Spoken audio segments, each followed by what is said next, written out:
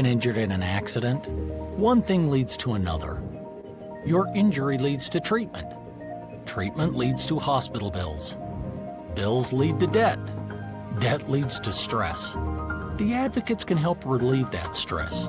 Having an advocate attorney on your side leads to faster resolutions, fair outcomes, and a peaceful recovery for you. You deserve an advocate. This is The Monty Show, the truth in sports talk streaming.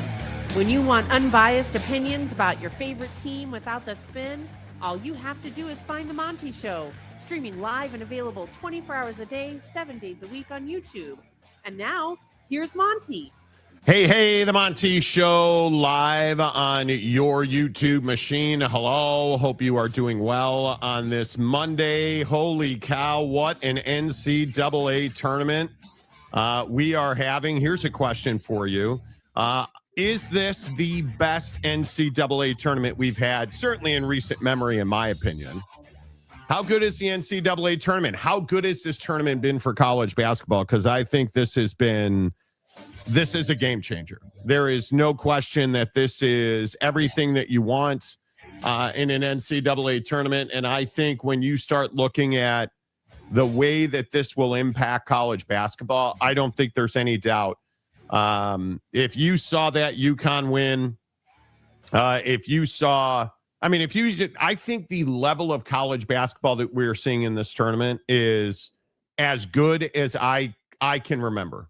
And I know we tend to romanticize things, but I think this NCAA tournament has been nothing short of sensational. Even though I have been absolute, what's the right way to say it?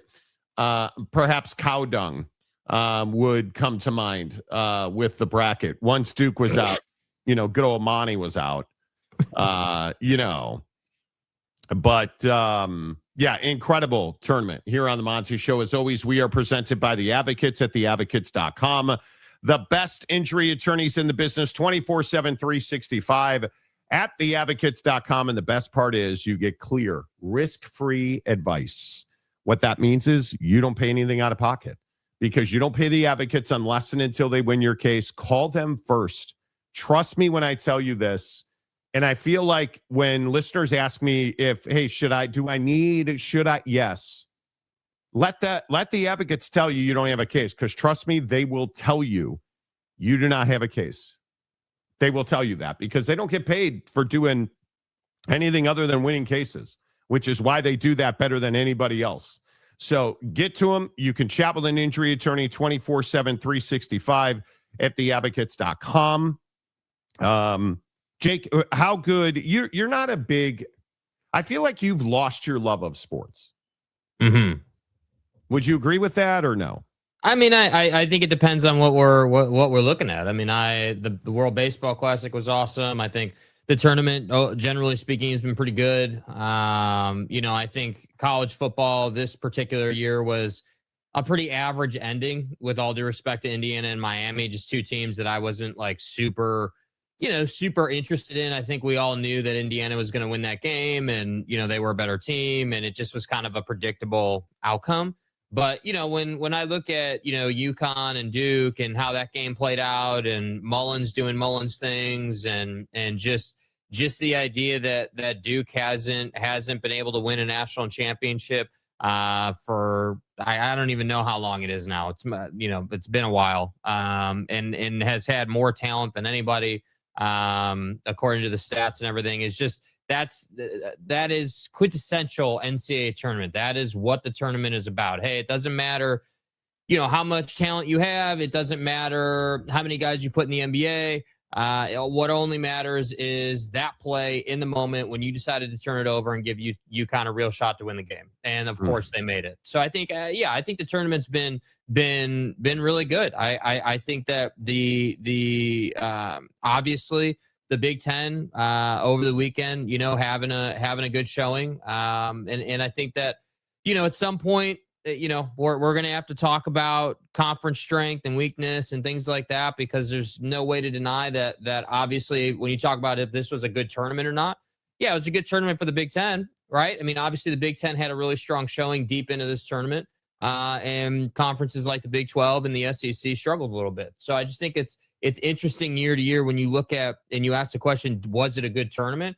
If you take the conference portion out and you're just looking at games, yeah, I think it's been a great tournament. If you look at, conference success, conference struggle, I think that's a different conversation. Yeah, I think that there's no question. It's shocking Duke choked again. I mean, it's shocking. Mm-hmm. How do you, I don't even know how you explain that. I'm not even sure how, if you analyze that game, that one turnover at the end, people want a foul call, bro. If you're a Duke fan and you're bitching that no call is what cost you the game, you're being myopic, right? Like, I mean, the lack of quality basketball, your inability to remain at a level of intensity, that's why you lost the game. Duke took their foot off the gas. They were dominating UConn in the first half. Dominating. And then you come out in the second half and it just was not good. Right? Yeah, Mike, I don't know. The last second shot was crazy. And I mean, it's a fantastic shot. It is a really good shot. And I don't know, like, you can spin this any way you want. This is one of the best shots in NCAA tournament history.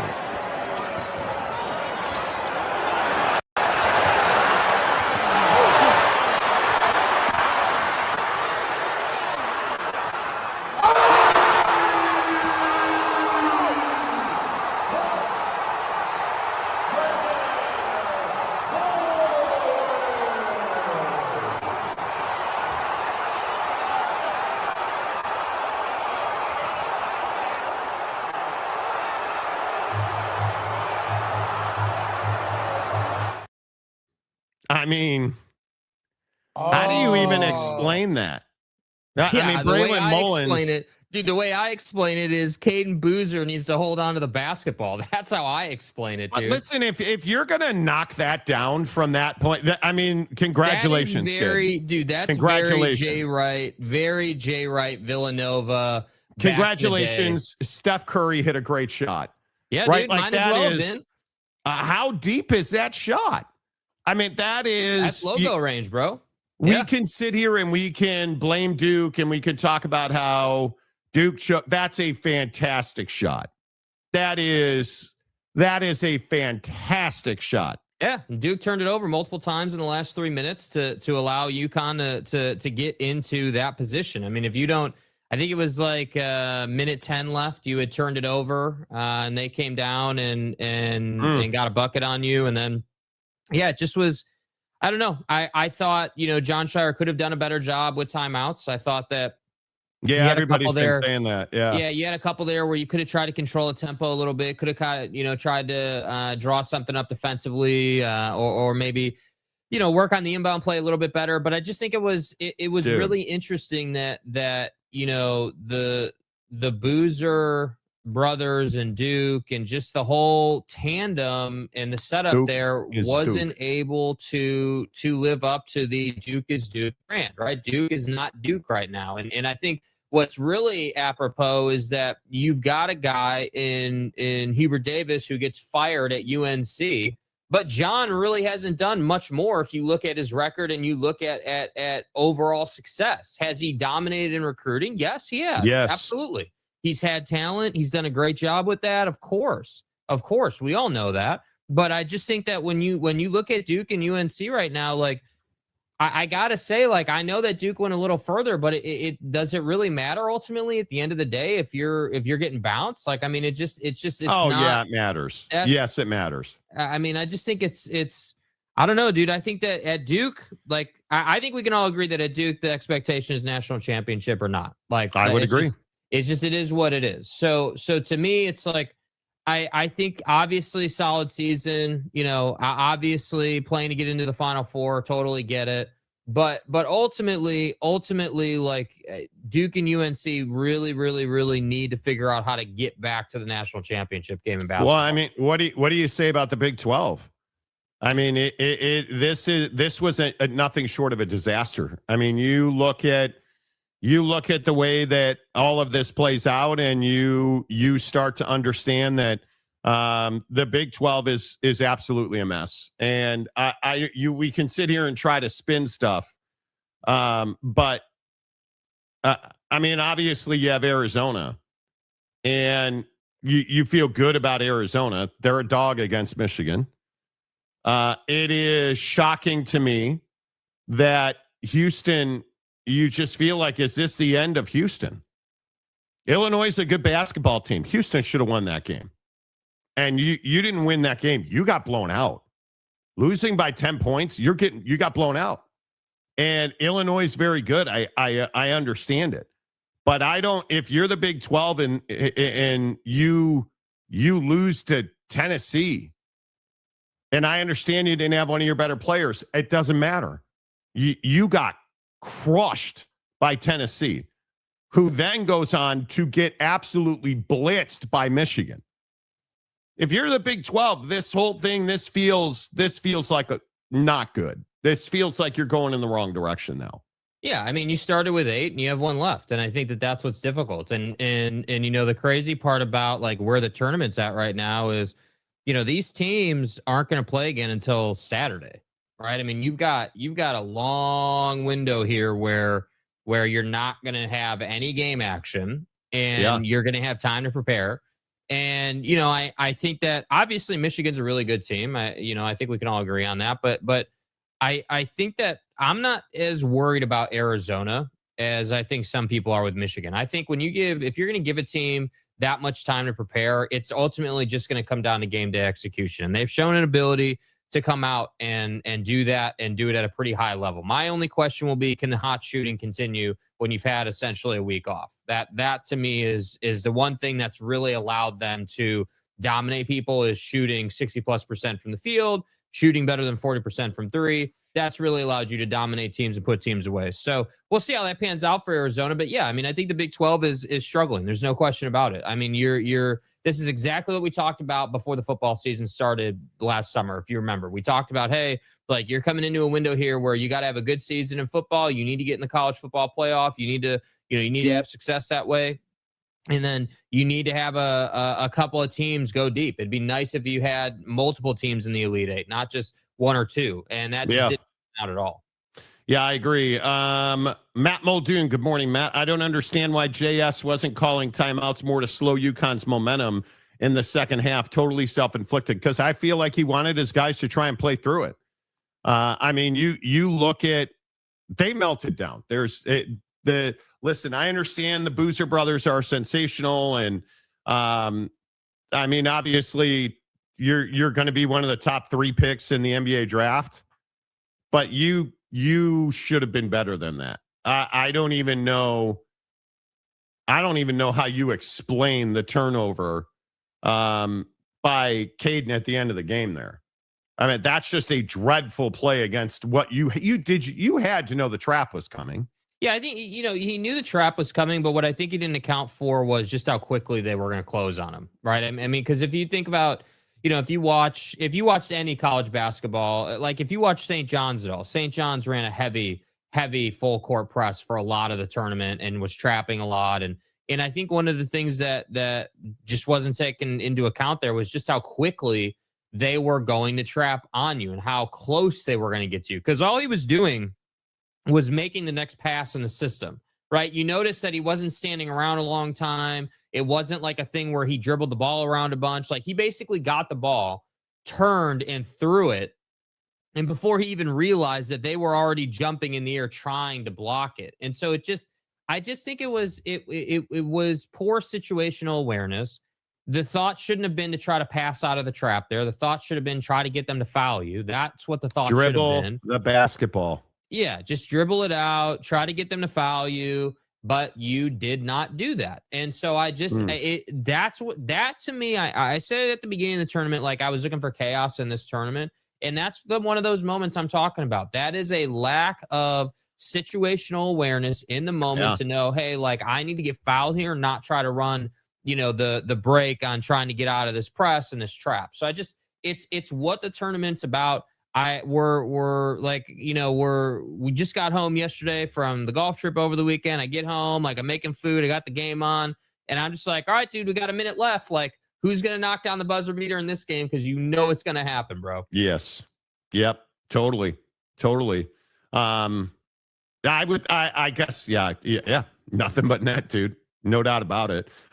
Duke lost it over the last few minutes or so. Let UConn back in striking distance. Absolutely. Alex Armistead, good morning to you.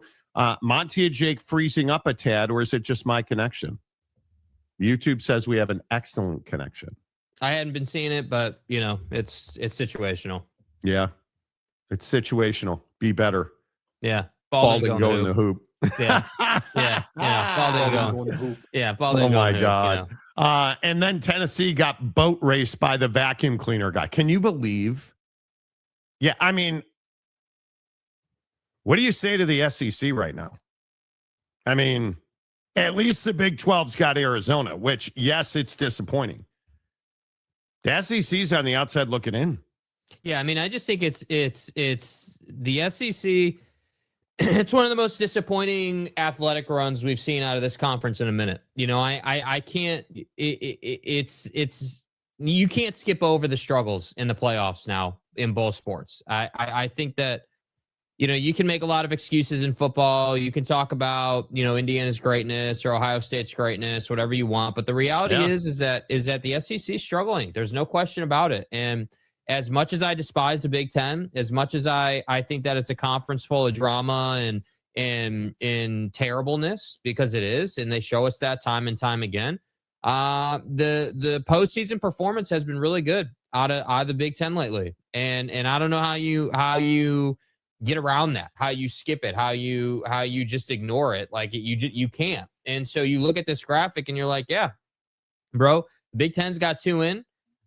Huge for UConn to make it, and obviously Arizona. And it's like, all right, well, hey, ACC, I guess might want to figure out Duke and Carolina, right? Might want to figure out, when Virginia can make another run. And that's what I struggle with. Is like, I hate having to say it, but yeah, like the Big Ten is doing really good right now. Yeah, and congratulations. I should mention, excuse me.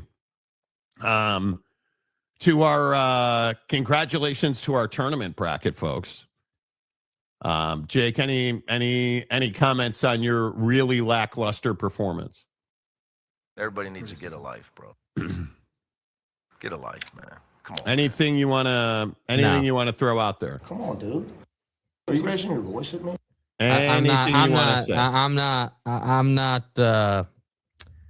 Yeah, I mean, man, wow. Man, it's so great to see Florida on this Final Four bracket. I mean, just incredible that Florida's had such a great year. And don't you guys love to see Florida on this graphic? Wow, man, incredible. I mean,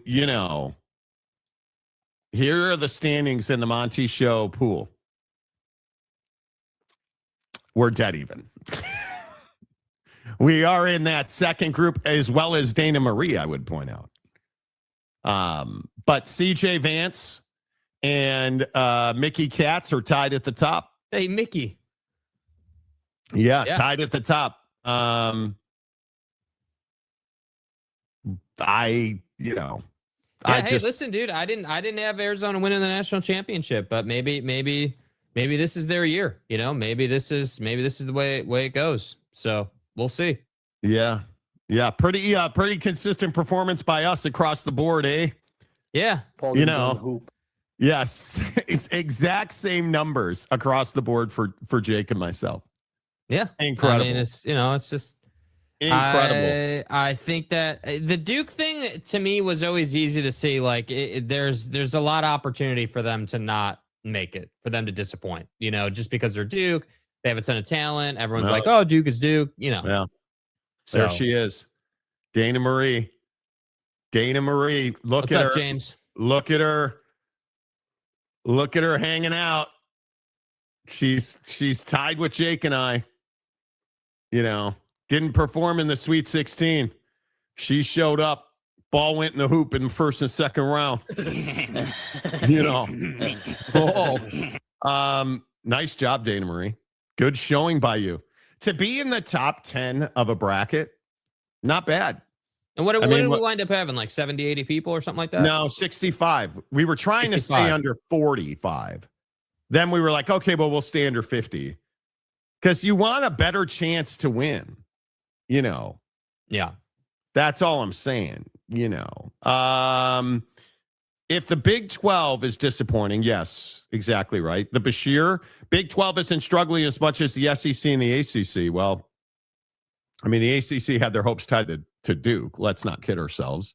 Frog and Minor. SEC had the most team in and no rep in the semis, just like football, struggling. Would totally agree. Yes. Yes, they did. Tennessee folded, in my opinion. Tennessee folded. Welcome to the nightmare. My connection is right as rain. Well, I'm glad that you've been able to work that saying into the vernacular, It's so ridiculous you tried to use that. I didn't try to use it. I did use it, dude. And I used it to perfection, dude. Buddy's watching like 70s TV show, like Mr. Roper drops right as rain, and Buddy's like, oh, yeah, time to run that out on the show. Right? Like he's watching Magnum PI. Thomas Magnum drops right as rain. Well, time to run that out in the comment section. Yeah, whatever. I mean, dude, for part of it, it was UConn missing one of the free throws prior to the big three-pointer. Well, you're not wrong. Boyd Lake, I had Bill Lambier flashbacks watching Purdue try to beat up Arizona. I hate Purdue.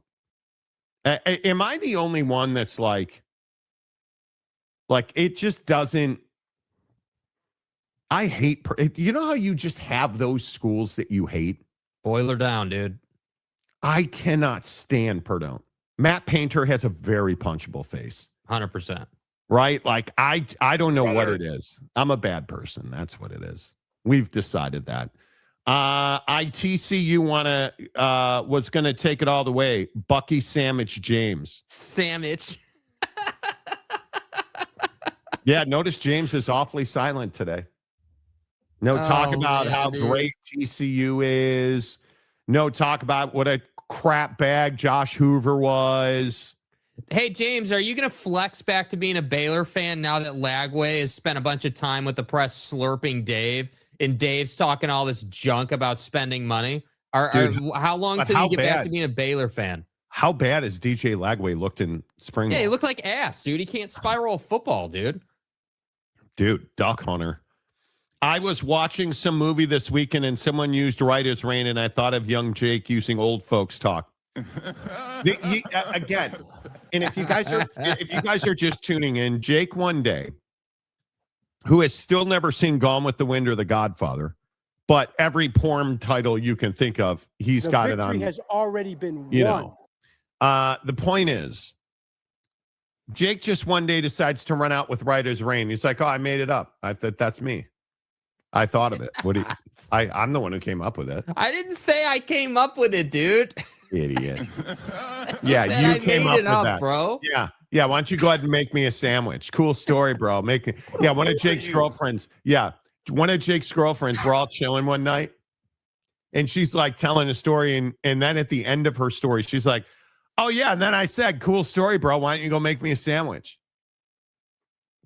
Just like it was her line. Suckmyass.com. Yeah, no, it's not your line, hipster chick. Like, oh man, dude. Oh, right as rain, bro. Shut up. Oh, Everybody look. needs to get a life, bro. Chaplain James White. Oh, so now we've abandoned the OSU account. Okay. Whose life's work is ridding pedophilia from the priesthood.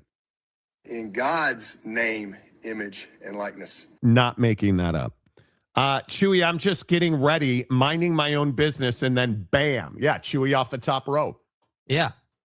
James, you can't hide. People can smell you. Like, what do you mean? Facial recognition. You know. And the best part is he comes in from the Chaplain James White account. Yes.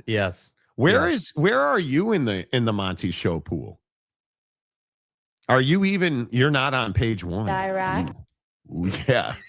Yeah. Oh. Afghanistan. James White, you're not on page 2? You're not on, please be dead Bro last. at TCU winning the Natty. You're not James Campbell. Having fun is the name of the game. Oh my, he's 59. I mean, who are you? Jay Brannon, who's dead last. Robert Carolla, King of Thailand. Loser. Joshua Oates. Jeremy Bolton is 62nd.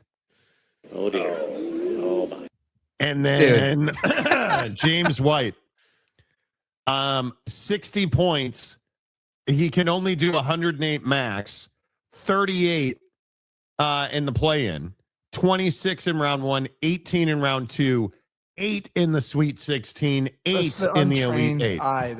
Man, you better hope Michigan does not beat Arizona. You know. Tough going for you, huh, kid?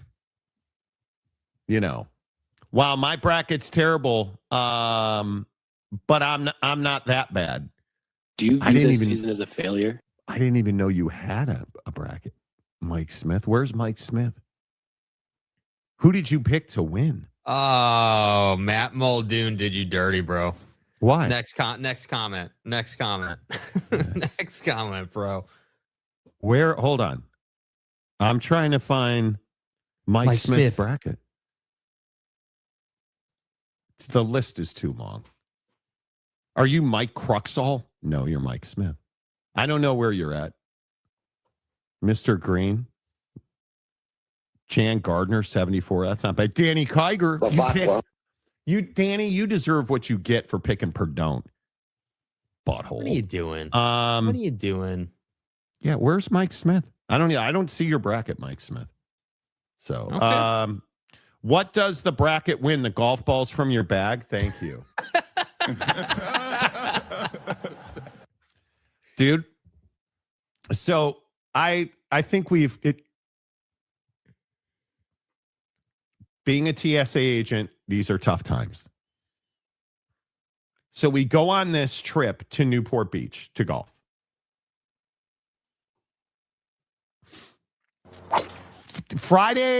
Thursday, no. Friday was fine. Saturday was a disaster. Pack my bag, come back home. Immediately, I'm ready to go to the range and go to work. Right? You have a tough day on the course. You're going to Vegas in 3 weeks. We got to get this right. As rain. Shut up, Jake. You're such a dick. So I unpack my golf clubs, and immediately I know I'm in trouble. My golf bag is bent in half. Essentially, it's like this, right? Here's the base. It's like this. I'm like, uh-oh. And I open it up, and the lock is underneath the bag. So I have to zip it all the way up, do the lock. And just everything's wrong with the golf bag. I'm very particular about the way my clubs are in my bag. And they're all like, I have all my long clubs, all my long irons in one slot, short irons, wedges. They're all mixed up. Like the 6 and the wedges and all in the same. It was terrible. And I just noticed right away how light my bag was. My golf bag's probably 50, 60 pounds. It's not light. And it's because all of my TP5X golf balls, $58 a dozen, that thankfully I didn't pay for because TaylorMade sent me about 10 dozen balls. Just gone out of my bag. Everything else was there. The rangefinder was there. The blue brick was there. All my clubs were there. All of the golf balls gone. Like, why would you take my golf balls, dude? Like, was there something about that golf ball that was a security risk, or did you just steal it? What did it say on the TSA slip? Anything? It's a standard form. It's just a printed form saying, hey, we're noticing you that we inspected your golf bag, your bag. Like, it was annoying. And the funny thing is, in Santa Ana, I got selected for random screening twice. Once at the top of the TSA line, And then 3 times. On the way in, no kidding, at Seattle, when I was waiting to board my flight, I was walking down the corridor, and a random TSA agent just walked up to me and said, "Hey, we're searching random passengers. Can you step over to the side here?" And swab my hands and my bags for explosives. Okay, I didn't think anything of it. Jesus. Then I get to Santa Ana yesterday morning to fly back home, and the airport was packed. I mean, chaos. And at the top of the TSA line, they did a bag check on me. They looked through my bags. Like, okay. And then, I like put everything through the scanner, and they random checked my suitcase. I carried on. Well, yeah, why was I a target this time, I wonder? That's very interesting. I hadn't put that together until right now. So you random searched me on the way there. You random searched me on the way back, and then you went through my suitcase and you went through my golf bag, which I checked. That's really interesting. I wonder what I did to get flagged like that. Yeah, I don't know. Very interesting. Bailey Dietrich, who's excited that baseball started? Well, certainly not Shota Imanaga. He got lit up yesterday. The Cubs are 1-2. What am I supposed to be excited about? But Bregman and World Series and everything's great. Bro, it has not been an ideal start for the Cubs. Although Bregman's been fine. Hit the hell out of the ball yesterday. So Cubs got 4 hits, I think. He had 2 of them. So Ian Happ's off to a great start. We can't get anybody out. Imanaga gave up 4 earned in 5 innings on 6 hits. We keeping a buck right now. We ass. I'm just saying. It was not good. Yeah. So Bregman's got a bomb. So actually, I think he had 2 yesterday. Could be wrong. I don't know. Ryan Smith called in a favor and had Monty checked. Yeah, I'm sure he did. Sharon Butter Knives. Okay. You got flagged by the TSA for talking about Donnie on YouTube. Maybe. I don't know. Could be. Where's Bobby Bagels at, dude? We drove by Brugger's Bagel. We drove by a Brewers yesterday. Yeah. And thought of you. Alex said, I really thought Duke would make the Final Four, but I guess I was wrong. Me too, dude. Me too. Chewy. I'm in baseball mode. All other sports don't matter at this point. Well, as a Dodger fan. But, dude, are you really like, oh, yeah, it's disgusting that you guys have bought all this talent. And that, yes, you're 3-0. And yes, I don't think you've given up a single run yet. But come on. Like, who are you? The Chicago Cubs, who are 4th from last in the National League? No. You're already talking about the Cubs being terrible. Ass. Another bust of a bracket. Yeah, there you go. Brutal, dude. Absolutely brutal. Yeah, totally agree. No Frog fan. I'm a TCU 100%. I'm for TCU 100% all the way. No, you're not. You're such a fraud. How, dude? Lady Frogs have a chance tonight to get into the Final Four tonight. You sure it's tonight? Stop. Me, Duke and Houston in the Final Four. Reality. F you, Tom Dean. Yeah, exactly. Me too. What does the bracket win? The golf balls for my bag. Thank you. James is a UConn fan now. Yes, he is. I'm sure. He'll find a way to such a front runner. Yeah, he'll find a way to go and get another MDiv, or he'll say that he met Dan Hurley in a different life, and it's all connected somehow. Yes. See, David Persons is a real TCU fan. He's a real TCU fan. Are you the real TCU fan? He is. David Persons is the resident TCU fan on the show. Yeah. longest serving, or I guess suffering, search for explosives because they know the bombs you hit with those clubs. I hate golf. Saturday was rough, bro. I swung and missed I haven't swung and missed with a golf club in 3 years. I don't think I've ever seen you swing and miss before Saturday. I don't know. Whatever. It is what it is.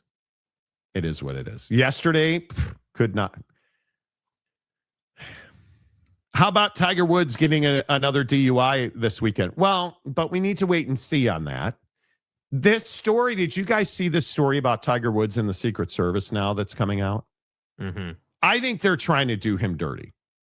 I think, my opinion, what do we know? What are the facts? Tiger Woods rolled his Land Rover over on his street. He was speeding, allegedly, perhaps, maybe. There was a truck pulling a trailer. He got too close when they stopped to turn into a driveway. He swerved to miss it and clipped the corner of it and rolled his Land Rover over. Police showed up. They did a field sobriety test. He refused a blood test or a urine test. I can't remember which one. He blew a 000 on the breathalyzer. He was not drunk, clearly. The inference is that he was using some kind of painkiller. They arrested him for DUI. And now it's being leaked that the Secret Service banned Tiger Woods from driving any of the Trump relatives because he's dating Donald Trump's former daughter-in-law, who used to be married to Donald Trump Jr. She is the mother of Donald Trump's grandchildren. And Tiger Woods is not allowed to drive them or her. Do you think Tiger Woods is in a bad? Because your reaction to this, Jake, is a little surprising. Yeah, I mean, I don't think that Tiger should be. I just don't think that you can't make this mistake. I'm sorry, man. You just I am as much of a golfer, bro, as you can be. I love golf. I love playing it. I love watching it. I love the minutia of it. I'm pissed off that I didn't get to enjoy Tiger in his prime, all of it. But you can't. You don't get to have privileges in this life if you're not responsible. And unfortunately, this is not his first time. And I understand that this was not alcohol related. I understand that this is a bit of a different situation, but what's not a different situation is you got into another accident, doing something you shouldn't have been doing. And correct. I just can't, I can't just skip over it. I cannot be like, oh, well, it's Tiger. So, when is he teeing it up still? Or, we seen him at the Masters still. I can't do that. If I ever see him play again, if we ever see him on the course again, whether that's the Champions Tour, or if that's the PGA Tour, it's just that thing now where I'm like, all right, I'm going to try to enjoy this, but now I look at you and I'm like, yeah, dude, when's it going to happen again? And I'm not even being a red ass. It just every time that I get pictures hey, your Land Rover's on its side in the middle of the street, and you're crawling out of the passenger window. Yeah, you're crawling out of the passenger window, and now the internet's got infinite memes for you, and people have driver head covers, and this picture was going around. What am I supposed to do with this, Tiger? I understand you didn't wake up that day and you're like, hey, yeah, I'm gonna flip my Land Rover or whatever, but yet here we are again. And what am I supposed to do with this picture right here, bro? What are we supposed to do as people that really want to have, really want to be fans of yours and really want to admire you and, are dying to see you come back out on the tour? What position do you put us in, dude? Because I can't sit here and say, yeah, man, wow, he's a model citizen. He's not. He's never has been. I think you're only saying this because he got into an accident. We have no idea. I'm warning you. And again, just based on my professional background, I can tell you that these DUI arrests are fully up for argument, because there's field sobriety tests are bullshit. They're not. Talk to any criminal attorney. They mean nothing. He and the cops admit that he told them, "Hey, I have a leg issue," because obviously they're trying to get you to walk in straight lines, and they claim that they noticed him being wobbly. He said, "I have a major leg injury from an accident." Is anybody ever going to accuse Tiger Woods of being a good driver? No. I am not ready to convict this guy of a DUI, because it would be different if Tiger was rolling around that neighborhood drunk. Okay, DUI, absolutely. But I want to see what ultimately, did they take his blood? Is there a way to show what actually was in his system? Because if this was, hey, I was being serviced by, Sheila over here, okay, guilty. He was alone in the car. And my guess is, based on the way he was dressed, he was probably going to play golf. But I don't know, man. Maybe I'm giving him too much. What I do know is that this was ill-timed. This is not what we needed right now. That's what I know. And I would agree with that. And I'm not accusing the guy of being drunk off his ass, and that's why he crashed. I agree. The DUI portion of the story is very much up for debate. And I feel like, is very much, murky, cloudy, gray area water. I mean, I just don't think that anybody... I don't think that anyone's accusing Tiger of being drunk. I mean, it's been widely reported he blew a 0 on the breathalyzer test. Like, I don't think that that's the sentiment. I think the sentiment is, like, how does this guy get in trouble? How is he in this position? And this was the red ass sentiment on Twitter that I saw going around. Well, dude's a billionaire. Why doesn't he have a driver? Oh, well, he doesn't have a driver because he likes to go and do things on his own. He likes to allegedly enjoy his life and do what the cool kids call side quests, meaning he likes to go out and just do whatever the hell he wants to do because he's Tiger Woods. And I just think that ultimately what this comes down to, dude, is Tiger needs to make a decision in life. You either need to decide that you are fully bought into playing again and getting your body and getting your mentals and getting your entire life dedicated to that still, or you need to move on from PGA Tour competitiveness, go to the Champions Tour, and then be the Ryder Cup captain and be a leader in the golf world. Play TGL, like affect change with the whole live PGL thing. Do that. Nobody would blame you if you said, hey, yeah, you know what? My body just I can't do it at the PGA Tour level anymore, man. My body just won't let me. But I am going to play Champions Tour golf. And for those of you who don't know, you can use a cart on the Champions Tour because it's the older tour. You have to be I think it's 50 plus you have to be to play on the Champions Tour. It might be 55. But basically it would be easier for Tiger to do that because he can use a cart and it's more attainable. So the problem here is, again, he is not the most stable boyfriend. And now apparently this woman, Vanessa Trump, that he's dating, has given him an ultimatum. He is allegedly humiliated and embarrassed by what went down, although he profited mightily from it because the Sunday red shirt he was wearing is now sold out. Dude, again, this is what's great about the internet, but also what's terrible about the internet, bro. What are we doing here, bro? What are we doing here that people already got this on lock, bro? I would buy it. Come on, dude. I would buy it. Come on, dude. Like, that's incredible. That or Mick Cronin, one of the two. Yeah, right? One of the two, bro. Like, I mean, it just is. Yeah. So I don't know. To say I was disappointed by it is an understatement. I was Very disappointed by it. It came out while we were golfing. Like, do you believe he's an addict? Do you think do you think he's addicted to painkillers? Because that's what people are inferring. I don't know that he's addicted to painkillers. I think that's harsh. I think that he's just that guy that's the cool kid on the block, dude. He just the way he goes about life. He's always been the star of the show. He's always got something to do. There's always something happening. And yeah, he's not a good driver. That's what I think the indictment is. You're not good at it. Pay a driver. You're a billionaire, dude. It's not that difficult. Like, why? Like, that's the part that's the shame. So my question is, what if it comes out that he wasn't under the influence? He's just a shitty driver. Yeah, then I'm gonna say, yeah, you need to make changes. You need to get a driver. I mean, that's better, honestly.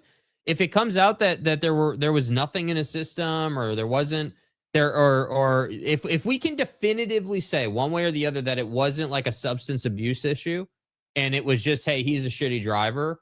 Okay, that makes me feel a little bit better about the situation, right? Like, at least then it's like, hey, you're just a terrible driver, and we all have people in our life like that. I guarantee you, each and every one of you in the comments section knows at least one person that either constantly gets tickets or constantly is like breaking their car or damaging their car or whatever. Like, yeah, like again, this picture right here is infamous now, you know, like, but I don't think does he look under the, he doesn't look strung out, dude. He doesn't, to me, he does not look like he's massively under the influence or like, you know, like any of that. I think that dude is just not a good driver. And I'll be curious to see what was in his system. If there's nothing in his system, are you going to stick with he has to resign all his PGA positions? And well, yeah, I mean, I think generally speaking, I don't know that it's proper that he would be in a leadership position. You can't have it both ways. Because he's a bad driver? Because he's flipped his vehicle multiple times now and is shown to be a little bit irresponsible. Well, what does that have to do with him being in a leadership position at the PGA Tour? I think we go too far. I agree with you. The guy is not a good driver. Allegedly, the Secret Service, again, has banned him from driving anybody in the Trump family. He's not a good driver. He wasn't drunk. The worst accident out in Palos Verdes Estates was an issue where he just was driving too fast down one of the most dangerous roads in this country, and it almost killed him. And I think Tiger's a bad driver. I do not, by any stretch of the imagination, am I going to sit here and convict him of DUI. That's just not, I think there is very little evidence that he was under the influence of anything. And before I'm going to convict him and, you know, put him on a driver head cover, that's amazing. That's so good. God, do you know the kind of red ash you have to be to come up with that? Why didn't I think of it?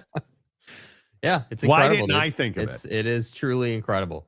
You know, not as incredible as Calamoni gifting 20 Monty Show memberships. Listen, if you're not in a membership now, you're never going to be. You're never going to. And there they all go. There they all go. Gigi Kid 5053. It's Rizzo. Trizzo. It's Trizzo. Okay. You know, Logan Payette. Who's that guy? You know, Derek Collier. Derek. Shirtless book. You know, I'm here for it, as I am always here for it with our guy Calamoni. Good to see you, Calamoni. He refused the urine test, so I would have to think something was in his system. But I don't think so. Because if they're going to arrest you, and I think this is one of those conversations. Yeah. Okay, this is one of those things, and I think this is really important because I'm a big believer that you never say yes to anything when you're talking to the cops, because all they're doing is collecting evidence. Right. And I always hear about, well, Monty, if you got nothing to hide, search my car. No, not at all. Because you have no idea. Now, nobody ever rides in my car. And frankly, I have no concerns or qualms. I'm the guy who's never smoked weed. So if they ask me, can we search your car? I would say no. I would say no. But not unless you have probable cause, not unless you can get a warrant, not doing it. Because even a lot of people be like, well, they'll just bring a drug dog. Okay, well, the drug dog, you can make a drug dog be positive so that they can search your car. Like, come on. There's nothing good that happens if you're Tiger Woods and you take a urine test. What's the best outcome for you? Because it's not going to come back clean because he's already on prescribed painkillers. All you're doing is handing them more ammunition against you. So to me, there's no reason for him to take a blood or urine test. Get a lawyer, fight it in court. That's what I would do. If they want to get a warrant and test you, get a warrant and test me. I'll fight it in court. I'm not submitting to that. Yeah, I mean, I don't blame him for not submitting to it. I mean, I'm certainly not sitting here saying he didn't submit to it because he was drunk or something. But I think that we just need to see what the tox report says, dude. It's just that simple. Like, it's black and white. You either had painkillers in there that impaired you or you didn't, and you're just a terrible driver. Which is it?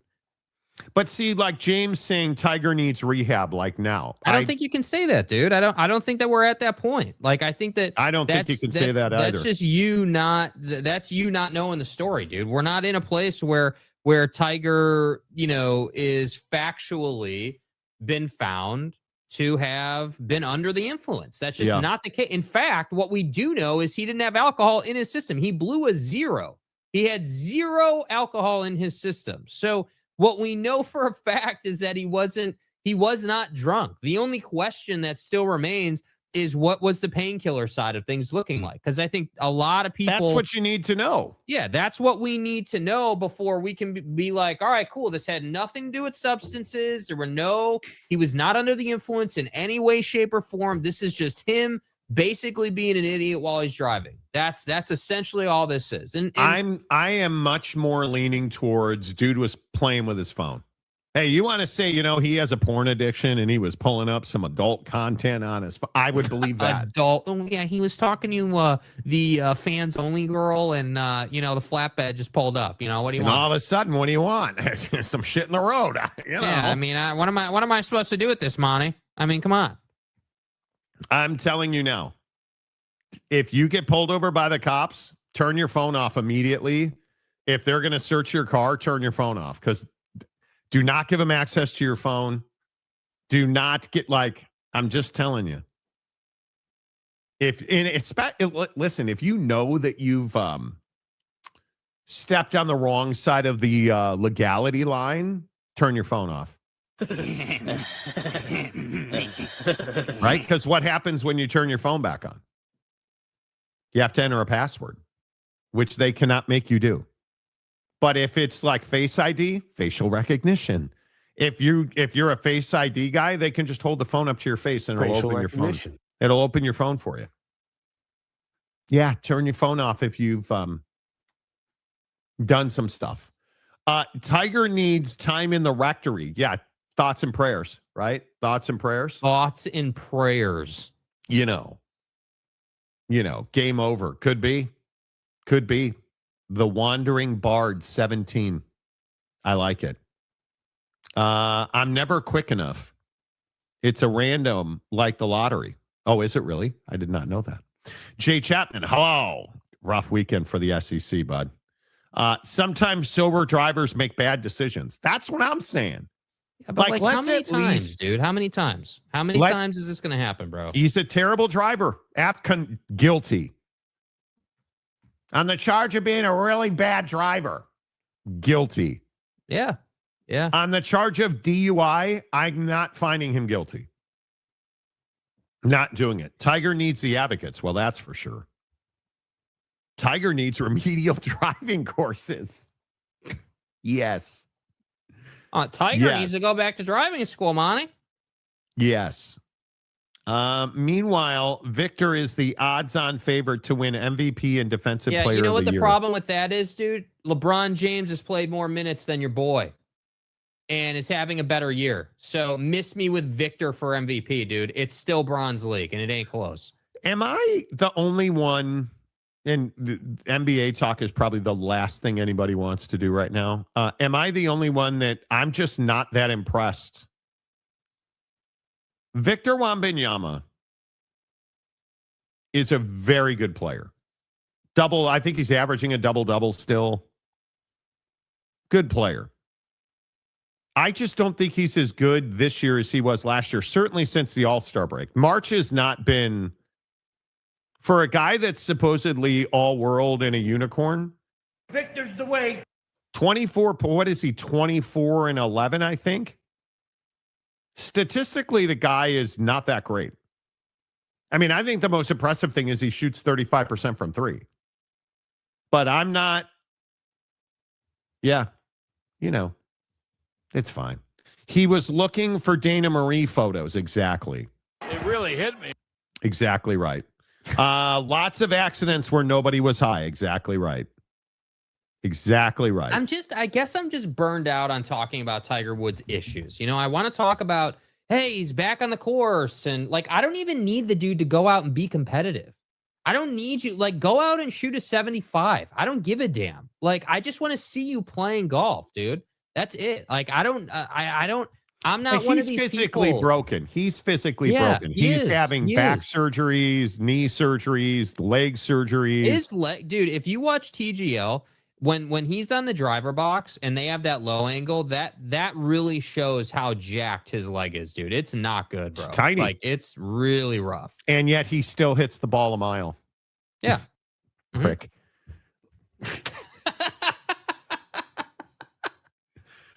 You guys, I hit a 4-wood last night at the range.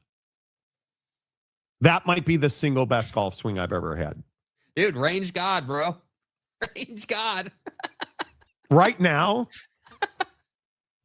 Although I had some pretty good shots on the course Friday on the back nine, but it is what it is.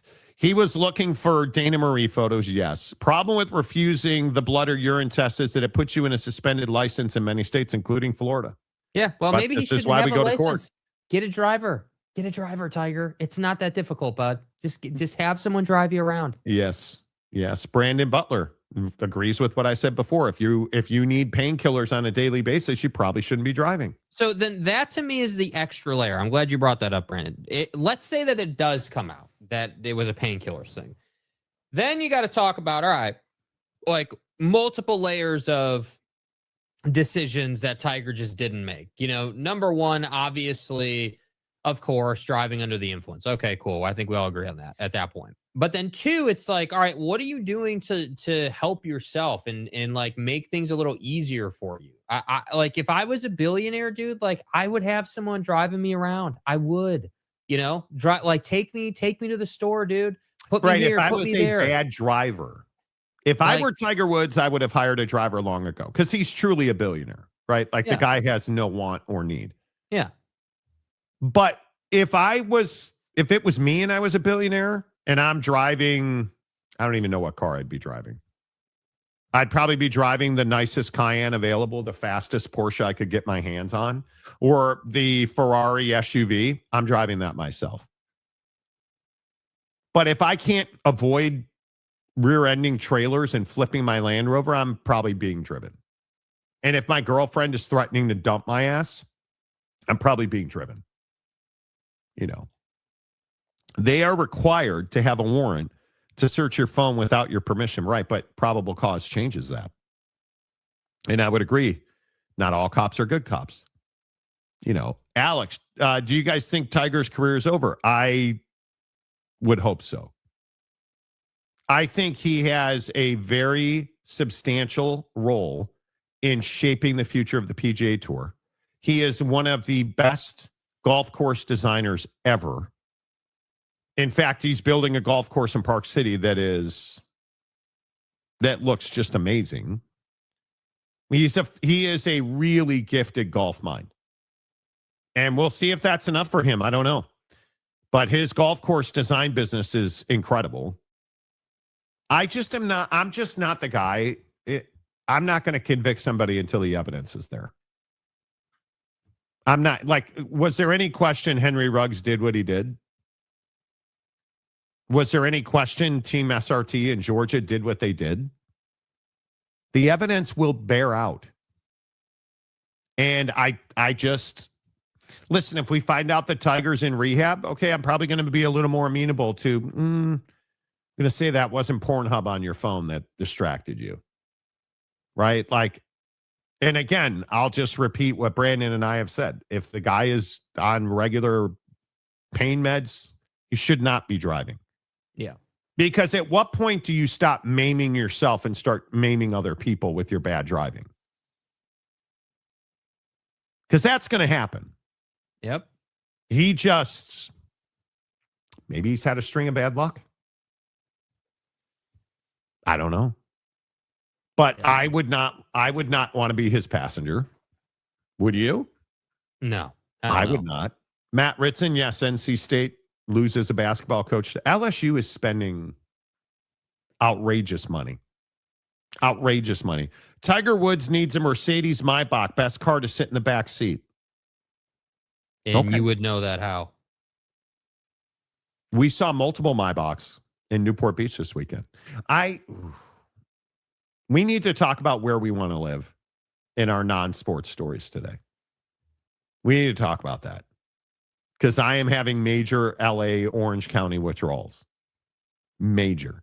That's one golf course Tiger created that has sand traps on one hole, and the next hole out there is a flipped SUV hazard. I think that's true. I mean, you do not want to wind up playing from the Land Rover that's laying on its side. Listen, you'd much rather be in the sand trap than be in the center console of Tiger's flipped SUV about 280 out. Hey, what's the cover on that flatbed tow truck in the fairway? Right? Bro. I hit a shot out of the bunker on Saturday that was pretty good. Mm-hmm. That was the only good shot I had Saturday. I don't care that much about golf, but Tiger is a legend in professional golf. He is. I think he's done. I would hope he doesn't play Champions Tour. Honestly. Oh, I think he will. He will. I hope he doesn't. I really, Jay Chapman, Tiger needs Dr. Tom's drive-through rehab. Hey. But why would you not hire a driver? Are you telling me you don't feel like that's freedom? You're paying somebody to, I've seen the Lincoln Lawyer. I know how it works. Yeah, dude. I mean, there's got to be something you can do. But, all right. Hour number 2 of the Monty Show. As always, we are presented by the Advocates at theadvocates.com. Again, questions on the board this morning. The NCAA tournament has been sensational. There's no question about it. Is it the best NCAA tournament in memory that you can remember? Now, you don't remember a lot of tournaments because you remember tournament moments. Correct. But I think this is one of the best NCAA tournaments that I can recall. Without a doubt. I think the moments have been just endless. I think watching Siena against Duke was incredible. Watching all the underdogs, come out and overperform as usual, and just hearing all the press conference moments, and all the mid-majors, and them wanting access, Miami of Ohio, there was just so many great Miami of Ohio narratives about, the power conferences won't schedule us, so what are we gonna do? We're a one-loss team, we're 31-1, we should have played a better schedule. Just that, that was the early tournament vibe.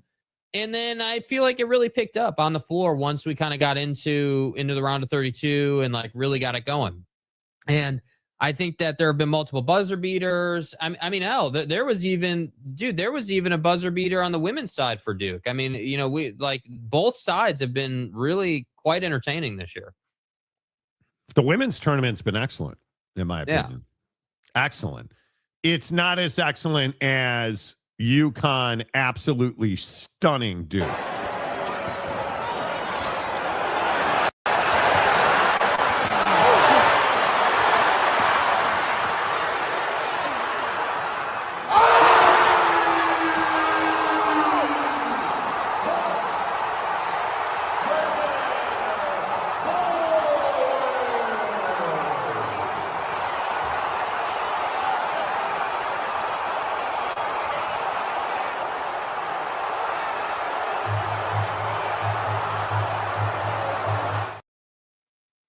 That's unbelievable. That's just a filthy shot, dude. I mean, 73-72, UConn beats Duke.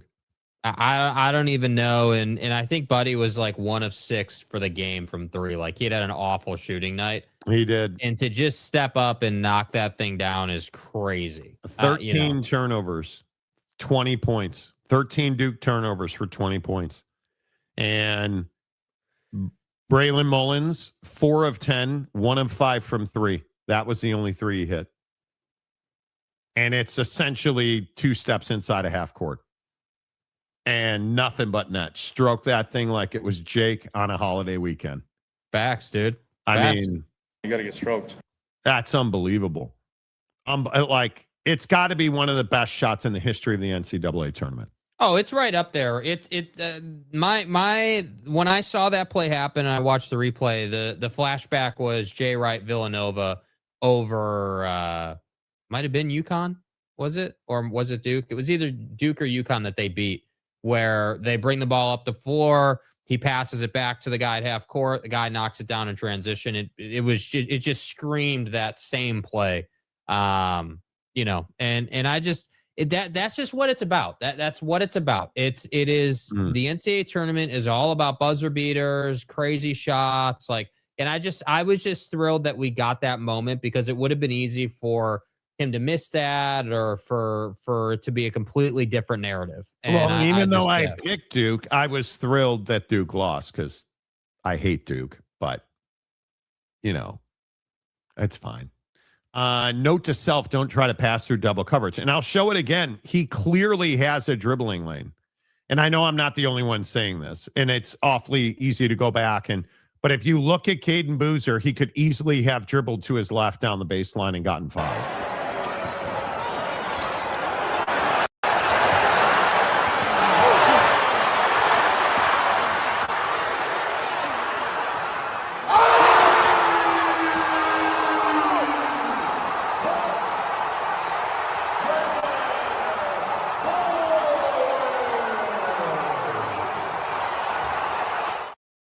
I can't even believe it.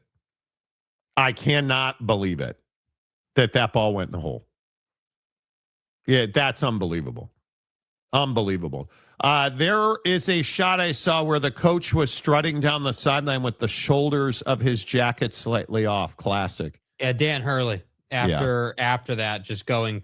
I mean, and you understand it. I mean, what a moment. Yeah. I'm a sadist. I pick Duke, and I hate, because I'm a North Carolina fan, obviously. We still haven't hired a coach. I'm a North Carolina fan, obviously. But what a shot. Rock and Rant, good morning. Somewhere in this Tiger Woods story, there's a joke around 4 and head, but I can't seem to pull it together. Oh. What do you honestly think happened, Jake? I think that he's just a bad driver. That's what I think. But I think at some point, and I know we're slightly different on this, but I am definitely struggling as the story develops to feel sorry for him is strong. I'm not saying that anybody feels sorry for Tiger Woods, but just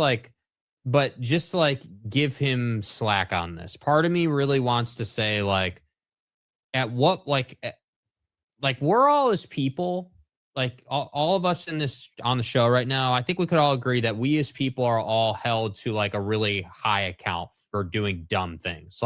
If tomorrow I went out and flipped the Land Rover I don't have, it would be first, are you okay? Are you good? And then secondly, it would be hey, idiot, what were you doing? Right? That would be the reaction. And I think that because it's Tiger Woods, there's all these variables and X factors. And so for me, it's hard to not be the minimum is, dude, you're irresponsible. You just went out and flipped your car, bro. What were you doing? I think you make a great point. Was he on his phone? There's got to be footage somewhere, I am very curious. Yeah, I don't know. And what's hard is I don't want it to be true. That's the hard part for me, is I don't want this to have happened. If Tiger Woods is found to have been high on painkillers, I have zero sympathy, and I hope he never is given a driver's license again. I mean, Brandon Butler, I'm not giving Tiger grace on this. The guy has made multiple bad decisions. This is consequences, not bad luck. I mean, no matter what, it's hard to believe that I don't know. I drive a super nice car. I don't get anywhere near anybody in it. I don't. I don't trust anybody. I certainly am not in a neighborhood going to be following that close to a trailer. That makes him a bad driver, not a drug addict. But has he made multiple bad decisions? Yeah, he was driving allegedly twice the speed limit and almost killed himself. The Secret Service allegedly does not allow him to drive anybody in the Trump family. Like, your girlfriend's kids are not allowed to be in a car that you're driving. Not in a car with you. They're not allowed in a car that you're driving. Allegedly, the Secret Service has said no. That's what people think of his driving skills. So I don't necessarily believe that he's an addict, but, okay. No, Rock, I'm not reading that. So bad that you flip your SUV at the yacht club entrance, right? That's the kind of privilege he lives. Incredible. Duke goes down. Little Duke Blue in Dice Man voice. Well, God, Andrew Dice Clay. You guys remember when that whole thing was going on? Ooh. That picture looks like his eyes are jaundice of the liver. I have no idea. I mean, he looks like a guy who's in the sun all the time. That's what those eyes look like. What he doesn't look like is someone who's under the influence. That's what he doesn't look like. Yeah, he looks upset. He doesn't look, he doesn't look strung out. Yeah, and people are saying that he's humiliated and embarrassed by this, as I would hope you would be. How could you not be? I would hope so. Yeah. I mean, at a minimum, I would hope so. Like, it just is. I don't know, man. I guess I am. I don't know. I feel like it's hard because he's Tiger Woods, dude. You know what he used to be. You know what he's accomplished, and you don't want it to be true. Like I don't want it to be true. I don't want, one of the greatest golfers, if not the greatest golfer of all time, to be this guy. I don't need more Tiger Woods, getting booked pictures. That's not what I want, dude. What I want is Tiger Woods out on the course pictures. That's what I want, man. I want to watch Tiger on ESPN Plus. I don't want to see him on Fox News or CNN or whatever, dude. Like, I don't. What about at PGA Superstore? Yeah. PGA Superstore wants to pick up the head cover. I'll go in and buy it, dude, for sure. You want to throw that thing on TikTok Shop? I'm sure it'll do just fine. And again, I only point out just because, it's part of the story. This shirt he's wearing is from Sunday Red. It's his clothing line. It's sold out online yesterday. Like, what is it? Are you like, hey, look at this. This is a shirt Tiger was wearing when he got into that accident. Come on. What Tiger's accomplishments are being overshadowed because of car wrecks and sex addiction, hurting his own legacy. Totally agree. You'll never change his legacy in golf. Nope. Greatest golfer ever, period. Done. But this does not help. Who are you, Hulk Hogan? This does not help. You don't think those eyes in the mugshot, don't look like somebody under the influence. Man, is it a long way from Tiger winning the Open at Bethpage? Well, no, yeah. I don't. I just think he looks pissed. I just think he's upset. He's embarrassed. He's humiliated. Like, I actually don't like if you pull up the other one from back in the day, to me, it's two completely different pictures, dude. The one back in the day, he looks out of his mind. Yeah, he looks out of his mind, dude. Yeah. I mean, he is the thing that I struggle with in these scenarios, you guys, is that Tiger Woods has it all. Like, he is living the life that we all want to live.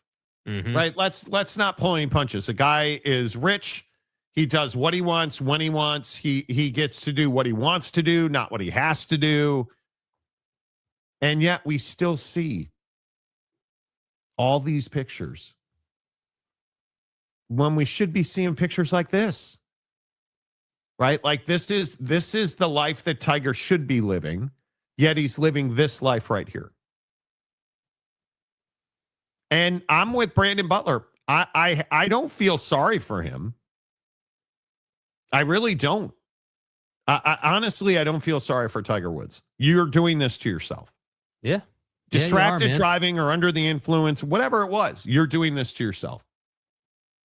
People bought that shirt because they can go out on the course knowing he survived a car accident with it. They can survive a blown round.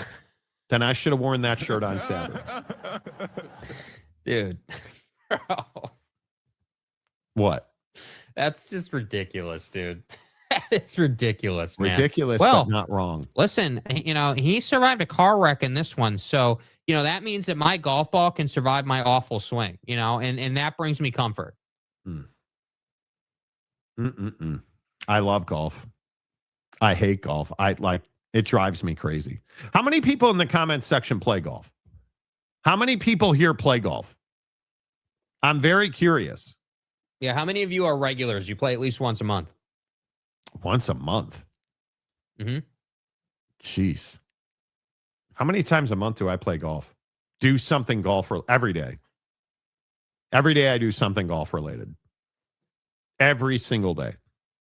I can't think of a day where I didn't. I stretch on the airplane trying to with a golf in my mind. Like I'm doing something golf every day. Well, if I'm on a phone call at work, I have my wedge and like my wiffle balls out, and I'm trying to chip into my kitchen sink. Like it's ridiculous. I'm so addicted to it. Tiger has lived up to his name. Maybe his dad should have named him Gerbil to keep him out of trouble. Unless you're Richard Gere, and then it's fine. But it is what it is, man. Again, I'm not trying to. It's not like he's Nate Oats. Okay, it's not like Tiger Woods is Nate Oats. I think Nate Oats is a complete scumbag. Honest to goodness, I think Nate Oats is a scumbag. The head coach at Alabama basketball.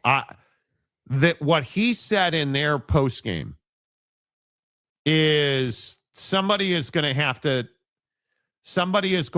convince me that I should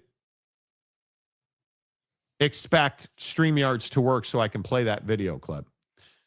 But somebody's going to have to convince me that Nate Oats isn't a scumbag, because you're giving a post-game press conference after you've lost and gotten run out of the NCAA tournament, and your excuse for losing is that the guy who had played in the NBA wasn't allowed to play for you, and that's why you lost.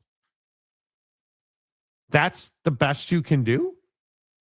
And we're supposed to feel like, yeah, oh man, poor Nate Oats. Yeah, I'm not going to feel bad for Nate Oats. It's sorry, dog.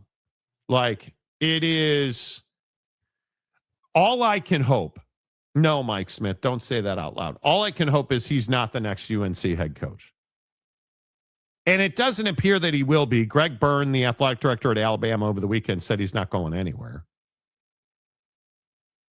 But I'm going to need some splaining about why Nate Oats is revered as a basketball coach. Yeah, I mean, I just don't understand. Like, again, this is what I said about the Michigan stuff. This is what I say about anybody in college athletics who thinks it's okay to just skip over the off the field portion. And everybody always, when I do shorts on this or put up TikToks or whatever, everyone's always like, oh, well, Nate Oats isn't his player's father, and he's not responsible for their off the field issues or off the court issues. And, Betty Yako should be allowed to play. And all I have to say is, like, when did we lose perspective or handle on the fact that it all matters? It all plays into it, dude. What you do off the floor and who you are, and the content of your character, all of that matters, man. And so Nate Oates, after getting his doors blown off in the post-game presser, being like, oh, well, if we had Bediako and we had all this size, we wouldn't have got out rebounded 13-2 in the second half or whatever it was. Like, okay, great, dude, but you didn't, so you lost the ball game, bro. Stop talking about judges and court hearings and all this other nonsense, and start talking about the fact that your team needed a guy who went to the G League to play for them in order to win the ball game. That's an indictment on you as a coach, bro. Like, the kid is gone. The kid went to the G League. He shouldn't be able to come back. And you're still hanging on to him? That's the issue. He signed an NBA contract. And I don't know if you can play the bite either, Jake, but I'm fully locked up. Thank you. StreamYards, I rolled into StreamYard this morning, and it's completely different. Like, there's a whole new interface and, But if you can play the bite, please feel free. Yes, let's see here. Some injuries and stuff that happened, when we saw the opportunity, that to bring some size on after all the adversity we went through, after Najee was declared eligible, and most people, including ourselves, thought, if they're going to declare Najee eligible, that Bediako would be eligible, and had one judge that thought so. He would have definitely helped the situation with the rebounding. So we tried to kind of shore up the Bristow Collins adversity injuries with Charles, and we would not have gotten out rebounded by 13 tonight had we been able to continue to play him, because him and Sherrill would have played together a lot more, and they can both rebound, but it wasn't meant to be. God had something different in store for us.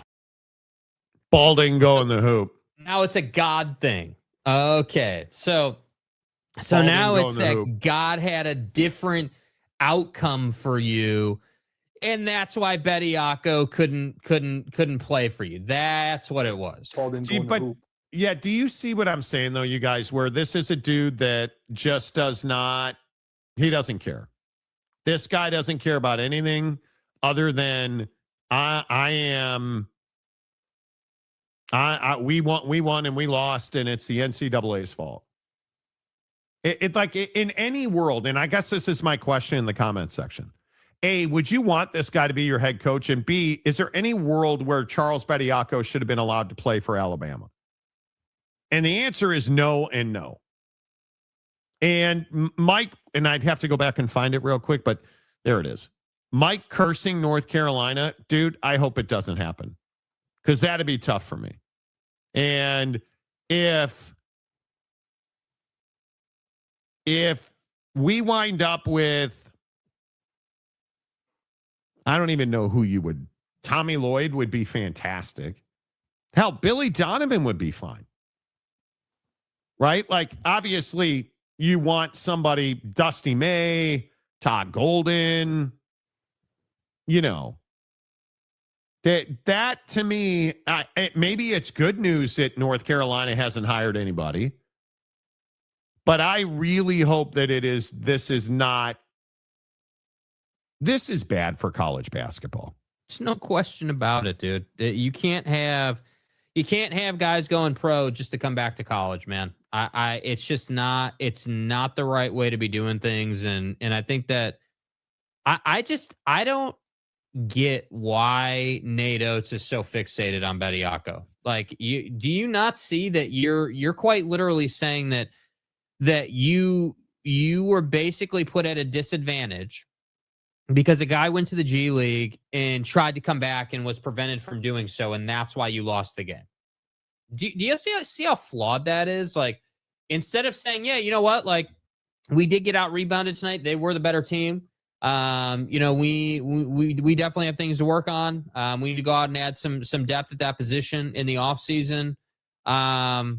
Instead of just saying that, you had to go on this whole diatribe about courtrooms and Bediako and shoring up adversity and God's got another plan. It's just so tiring, dude. Like, why can't we just be like, yeah, dude, like they were the better team. We have some stuff we need to work on, and that's it. Like, it's not that hard. Yeah, I'll be curious to see what happens, but I just think that how do I say this right? He's a very good basketball coach, Nate Oats, but he's a scumbag. Let's not pull any pun. He's a scumbag. And I agree that North Carolina, and we talked about this Wednesday, but North Carolina is looking for somebody who's experienced and has won, as they should be. Right? As they should be. And Nate Oats ain't it. And I am here to tell you that, of all the names that you hear, of all the names you hear, Brad Underwood from Illinois is a popular one. Brad Underwood ain't going to North Carolina. They're not going to hire a guy that is establishing himself, right? Like they want a Todd Golden. They want that's why Billy Donovan's a good look. Like that's the kind of guy you need at North Carolina. Not a guy that I think he's, yeah. Now we know why the world is so messed up. God is busy making plans for Alabama basketball. Yeah. Yeah, dude. I mean, that's the thing. Roll Tide! When will the Alabama coach admit that losing was his fault? Never. Never. Because that's not what they do. But it's just like you never admitting that you're actually an Oklahoma State fan and not a TCU fan. That's just not what you do. Or that you're a front runner. Just admit you're a front runner, right? Unlike Kirk Cignetti, who is unapologetically the SIG. This guy's incredible. I don't think we have that video, do we, Jake? No. Kirk Cignetti. Do you like Kirk Cignetti, Jake?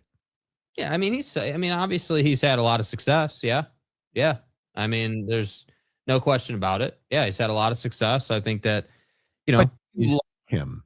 I wouldn't say that I like him. No, I don't like him the way I liked Nick Saban. No, I don't. I think that he's a red ass. I think that he, likes to run his program a certain kind of way. And, it's just convenient that they won. And so now he can talk a bunch of junk and he makes a bunch of money and, good, great. I'm glad that he's had success, but that doesn't mean that I like the guy. Well, I think one of the interesting angles on, and how do I say this gently, on Kirk Cignetti buying a championship, because I think they have.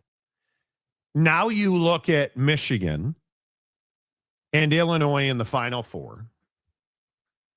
Is there any doubt that the Big Ten is the best athletic conference in the country? Because playing for championships is what everybody should be doing. And it seems like the Big Ten, who's got back-to-back national championships in college football, and now, I have to think, I mean, Arizona, Michigan's probably going to be one of the best Final Four games ever. I mean, I don't know how that game would even disappoint. Those two teams are so good. So good. But is there any question, Jake, that the Big Ten's the best athletic conference in the country right now? I mean, I it's unfortunate, but I don't think you can argue it. I don't think that you can. Why is it unfortunate? Because I don't like the Big Ten. I have no problem saying it. I think the Big Ten is loaded with scandals and doing wrong by people and doing things the wrong way. I think Tony Petitti is is the second worst commissioner in all of college athletics. Only behind Jim Phillips in the ACC. Okay. I think that Tony completely botched the Michigan situation. I think that he has done a really poor job. I would agree with that. Around just getting the conference to operate smoothly, avoiding scandal after scandal, keeping the FBI out of your campuses. Like I just think it's not a well-rounded, well-run thing. They just happen to have gone on a good run here where they're winning a lot of games, which is great. Good for them, dude. But that doesn't mean that that I'm going to sit here and be a Big Ten fan. My take is always going to be that, yes, you are beating the SEC right now. Yes, you are. Good for you. Awesome. It's about time you started winning some games against the SEC. We've only been waiting 10 years. Okay. So you're having good success right now. Enjoy that. But let's see how long that success lasts, because that's going to be the true thing. If you go on a 5 to 7 year run where you win 5 out of 7 national championships in college football, then you could say you're better than the SEC, right? But we're not there yet. We're not there yet. So we need to see what the SEC is actually going to do about it, because I can assure you that getting bounced out of the CFP every year for the last 3 years is not really what the SEC had in mind. Well, I think Kirk Cignetti, I mean, obviously Mark Cuban's money helps. But there's no way to argue that recruiting older players, building the best defense in college football, having Jesus Christ as your quarterback and his hot aunt stimulating James's, butt buzzer. Yeah. That's not accidental. That's being good at your job. And I don't think there's any doubt that right now the Big Ten is very good at building the best basketball and football teams. Does that mean they're deep? No, I don't think the Big Ten's particularly deep. But you got to remember that Iowa and Purdue were also in the Elite Eight. And now you've got a Final Four that is unmistakably Big Ten heavy with Michigan and Illinois. Right? I mean, the ACC is obviously absent from this graphic, but I would say the Big Ten's in a really good spot. Yeah, like if you're the ACC, I mean, like you're basically holding on to Miami at this point. I mean, that's it. Like there's not a ton happening in your conference athletically, and that's why I'm saying, like, the whole conversation around money and spending and all of that. The reality is that, the Big Ten and the SEC are obviously competitive with each other in terms of spending and revenue and all that stuff. They're both in the same neighborhood, if you will. They're in the same ballpark. But it just seems like there's a thing here where the SEC is being negatively impacted by guys who came off of the Saban tree and, other great head coaches developing talent that's left the conference and gone to the Big Ten. I mean, that's what's happened. I mean, look at how many guys in the Big Ten came out of Georgia and Alabama. I mean, they're everywhere, dude. Cignetti, Dan Lanning, like you've got guys all over the place that clearly are. I mean, obviously Lane Kiffin's back in the SEC, but you've got. I just think that the SEC at some point will start winning again. It's just a matter of how long that's going to take. And I think it's probably good for the system that the Big Ten's actually winning something for once. That's good. But it all comes down to what you do in the playoffs. And the SEC is just not getting it done right now. Well, and Frozen Four is Big Ten heavy too. Don't forget that. Yeah, I don't. Yeah, I mean, again, we're not a hockey show, bro. So, yeah. And Notre Dame needs to get away from Under Armour. I got my golf hoodie. I don't regret it, but Rhoback don't like is a much better product. It's Under Armour. It's underwhelming. Better send those refunds. Miami football, Duke basketball, but not much else in terms of top 8 teams. Don't disagree. Big Ten basketball, 2 in the Final Four, 4 in the Elite Eight, but I still think that top to bottom, the SEC is the best football conference. Well, if we're talking about depth, for certain. I mean, but if I look at the Big Ten in totality, I mean, have you guys been paying attention to Chess Club? I mean, what Minnesota has going on in Chess Club is... Stay hard. I have no idea if they have a chess club. But my point is, football and basketball pay the bills. And the Big Ten's doing fairly well at the championship level in both those sports. So, you either won or you lost. SIG is won. Ohio State's won. Right? And now you have, those scumbags in Ann Arbor playing good basketball. And I don't think there's any doubt that Illinois with Stojakovic and the tenacity they play with, hell, I don't hate that Illinois is there. As a kid who grew up watching Kenny Battle and Kendall Gill, I don't hate that Illinois is there. I love that. I love it. I would love nothing more than, anybody to beat Michigan. Those scumbags. Yeah. Hey, player, you should tell Donovan Mitchell he should pick up my tab for breakfast. Again, what are you talking about? What are you talking about? Like, just be relevant. My Gopher hockey just had the worst season ever. I'm kind of freaking out about it. Okay, so who's your real team? Because it seems like you're turning into the James of college hockey, dude. I thought Notre Dame was your hockey team. I don't even know. NCAA hockey. Come on, dude. Michigan versus Minnesota Duluth. Oh, Duluth clothing brand. I didn't know you were a Duluth guy, Scoop. Come on. Got to have big balls to wear them Duluth boxers. Yeah, right? Michigan beat Minnesota Duluth 4-3. And Duluth scored 3 in the third, but came up just short. And then, wow, shocking. Denver, who's always good in hockey, beat Western Michigan. Oh. Which is different than Central Michigan with Sign Stealer guy. Or Eastern Michigan. Right. Right. Why don't they play again until April 9th? Like Denver versus Michigan and Wisco versus North Dakota. And then Saturday the 11th is a championship game. Why the long layoff? Here I was hoping I was going to get some Frozen 4 tonight. Yay! It's my whole life. Here I was hoping I was going to get some Frozen 4 tonight. Bro. Okay, my wife's out of town. I need stimulation on some level. I'm a huge Minnesota Gopher fan entire life. So again, you're reaffirming that you're the James of hockey. So who's your other team? James has said the same thing about Texas State. I've been a closeted Texas State fan, Monty. Like the whole time, bro. Scoop. I am also a Minnesota football fan. No. Absolutely now James is a Golden Gopher fan. No. That's bullshit. You can't be. You're trolling. You must be trolling, bro. James has never been to the Minnesota football stadium. I don't believe you.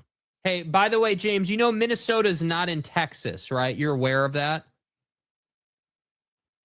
I'm really Dana Marie.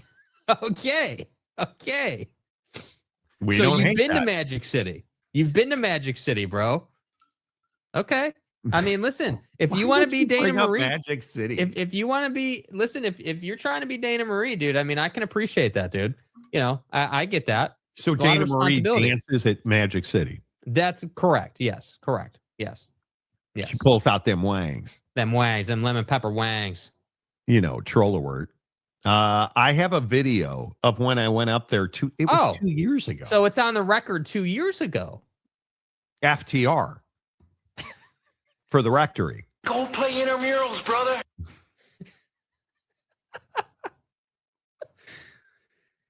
Why would you go to Minnesota? Can I just ask that? Why would you go to Minnesota? Nothing good happens in Minnesota. Except in Bemidji. Okay. Other than that, nothing good happens in Minnesota. Bemidji. Mm-hmm. Bemidji, Minnesota. Bemidji State hockey, baby. Just so you can go to Pound Town. Right? Bemidji State hockey. Home of the Bows. I mean, I helped a friend move to Texas. Right. What's that got to do with Minnesota? He likes stadiums. It's his thing. I want more.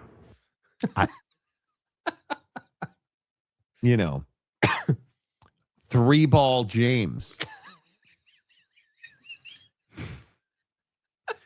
See, James, you've elevated to a level of esteem where people are talking about your three balls and making Dick Hammer. new accounts about you. Yeah, where's the Dick Hammer account? I call my three balls Okie Light, TCU, and Minnesota. Chick. Dude. How are you a Minnesota fan now, dude? How, bro? I mean, come on. See, What Scoop, it is. Scoop, this is your fault, bro. You brought up hockey and Minnesota hockey and, the Frozen Four. And Left now off we've the Mitchie uncovered. skate. Yeah, we've uncovered now that James is now claiming to be a Minnesota fan, dude. This is on you, Scoop. I hope you know that, bro. I hope you know that. This is all Scoop's fault. Yeah. As usual, because he hates golf. My father was a med school professor at the University of Minnesota. Grew up with season tickets. I went to college in Colorado and grad school in Arizona. Okay, so now we're on the same page. So you're a Minnesota fan, a Colorado fan, and an Arizona fan. Okay. But I just want to confirm, in Arizona, was it NIU or was it Tucson U? I just want to confirm. There's a lot of, and really, is Arizona west of the Mississippi or where are we at there? I just want to confirm. Are you willing to admit that you actually said that? I didn't. No, bro. No. I didn't say shit. No. Get a life, man. You did. Yeah, you did. If I had read the whole comment, if you had read the whole comment, James, it only gets worse when I read the whole comment. I was saying Minnesota has a cool memorial for veterans outside. I read the whole comment. Oh. God, you're such a jackal. I read the comment. The part about the war memorial. God.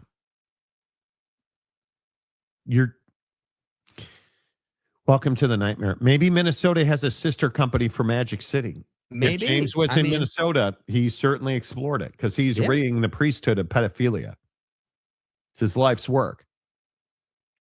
It's probably different than what you're thinking, though. Gopher football's won 7 national championships. Yeah. I'm sure they have. James is a minister. That's why he loves everybody. Could be. MAC, MAC fan. Minnesota, Arizona, Colorado. You're a fan of the MAC. Yeah, maybe, dude. Maybe. I just love every time James gets into me for not reading a comment. It's always a comment I've already read. Right. I wonder if there's some kind of spatial distortion. I'm not too familiar with that. Neither am I. I don't know what that means, but I'm unfamiliar with it. I think James is just a troll. I think that he only says stuff. It's like Big Daddy Magic talking about Donovan Mitchell out of nowhere.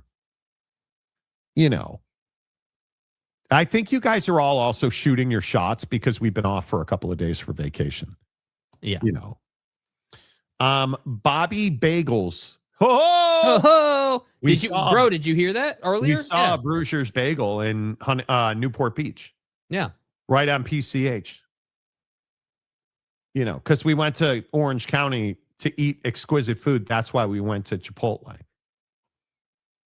which in close proximity and stuff. How appropriate is to have welcome to the nightmare after James account? I mean, it's pretty appropriate. Sorry about Iowa, by the way. Both the Iowa women's team and the men's team. Ixnay finito a. Sorry. Minnesota is also west of the Mississippi. I'm sure it is. Okay. Good. Glitch in the matrix. Potentially. Okay. But if you don't read it, James will just give you $5. Yeah. James, you should give us $5 after you hit the like button right here on the Monty Show. Real quick, can the NCAA continue to take losses in court? Because they just took another huge loss. Trinidad Chambliss wins in court. He can play for Ole Miss this year. And my question is, how long can we continue to pay these guys? Because The money seems to be out of control. And you ask Cody Campbell at Texas Tech, I'll let Cody speak for himself. Do you agree with Cody Campbell here? Average budget deficit in FBS among those 136 schools is $20 million per school per year. Wow. So completely unsustainable. In order to help pay for football, because football and men's basketball are the only ones that make any money, the money that those two sports make go to pay for the women's sports and the Olympic sports. And so what schools, unfortunately, are having to do is make the decision. They say, well, we have to protect our cash cow. We also have to protect the sport that gives us the exposure that we need to attract students. And, it's our advertising. So we have to be as competitive as possible in football. So we have to give them all the resources they need. Well, in order to do that, we're going to have to free up budget space. And so they start making the decision to cut sports. And it's all the non-revenue sports. It's track, it's baseball, it's softball, it's swimming, it's gymnastics, it's soccer, things like that matter to a lot of people and provide opportunity to a lot of kids and are very important to the country. But if you're just running an athletic department purely like a business, you're going to cut them. That is the biggest challenge that we face, is solving that business problem. I mean, do you believe that universities are running at $10s and $20 million deficits? Yeah, I do. I mean, I think the ones that are trying to be competitive are, because they're spending so much for rosters in college football. I mean, that's what you have to do now. And as much as I'm not a Cody Campbell guy, I mean, I don't disagree with him on this point. I think that if you want to be competitive in football right now, you have to be doing it bigger and better than you ever have. You got to have more revenue than you've ever had. And you also have to spend more of that revenue than you ever have. So the profit margin is just not what it once was. And that's why I think you see the schools who are not running a good business model are, running at a pretty big deficit. And at some point, the boosters or the endowment or whatever it is that you're pulling from is going to run out at some point. And then what? You're going to stop spending. Then what? You're going to stop spending and you're not going to be good in football. And then you've got a different problem. Yeah. I think these are a bunch of dudes trying to make more money. And I think a lot of them are crying wolf. And I think Cody Campbell is one of them. Mm-hmm. And I don't think the NCAA can continue to suffer losses in court the way they are. I think it's absolutely debilitating them. But I also don't think it's as bad as people like Cody Campbell make it out to be. We need a new entity in college football. That much, I think, is universally believed. But I also am not going to hit the panic button because Cody Campbell tells me to. I'm not going to do that.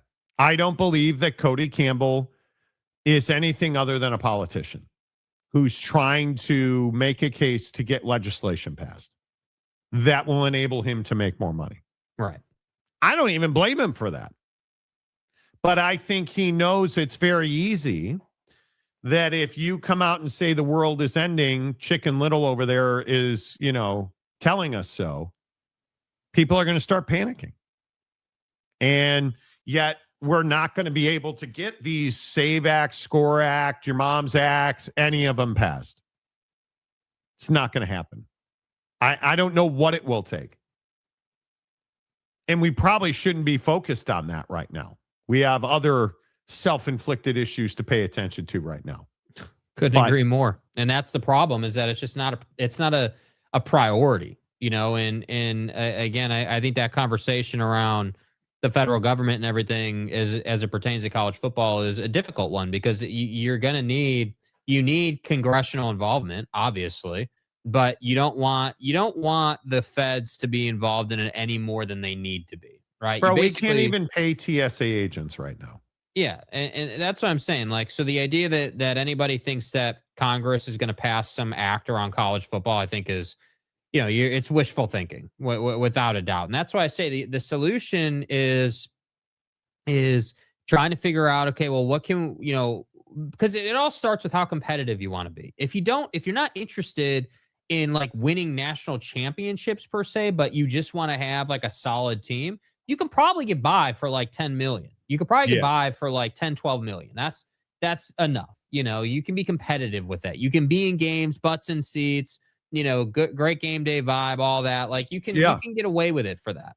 But if you want to win national championships and you want to be like in that top 1% of college football, you're going to need a lot more than that, dude. You are going to need a lot more than that. I would agree. But I think the hard part, and maybe this is just me and I'm a simp. I'm all with that. A simp. I'm all with that. I think a lot of these universities make their own problems. I think they don't know how to spend money. I think they hire guys like Oak State James to tell them how great their stadiums are, like BYU talking about expanding their football stadium. Never. No. Why is it that we can't live with too much demand? Help me understand that. Do you want a full oversold stadium, or do you want your corners empty with like 8,000 extra seats? Because that'll happen. That will happen. I would not change it. And you get guys who know nothing about the culture, who are all about the bottom line. And we joke, but this is James saying that Utah should block the stadium, should block the mountain views to build more premium seating. Yeah, and I think to your point, like the whole, like BYU is an interesting case of this. Obviously, there have been other schools that have looked at it. But like, you know, the argument that pro expand Lavelle guy wants to make is that, well, we have all this demand. Like if we just expanded the stadium, we'd still fill it up. And it's like, yeah, but you don't need to do that. It's not a cost you have to incur right now. Look at what Oregon State went through with Reeser, right? You spent all that money and you wanted to expand it, and like you wanted to, you know, pump your facilities up. And at the time I understood it, right? You were obviously trying to uplift the program. You wanted to try to compete at the top of the you beat Oregon at home. Yeah, you wanted to do that. But now you're in a place where you're basically stuck with this big overhead bill from the spending, just like Florida State is, just like others are. Yep. And now Scott Barnes is initiating retirement, and you're just chilling, paying the bills, and you're not really making any money. And that's what I've never understood about college football. I understand that locker rooms, like stuff that helps you recruit, locker rooms, you know, quality of your strength and conditioning department, like things like that. Okay, I understand, dude. You want to have the nicest weight room in Division I. You want to have the nicest weight room amongst Power 4 college football programs. Okay, cool. Knock yourself out, dude. Go crazy.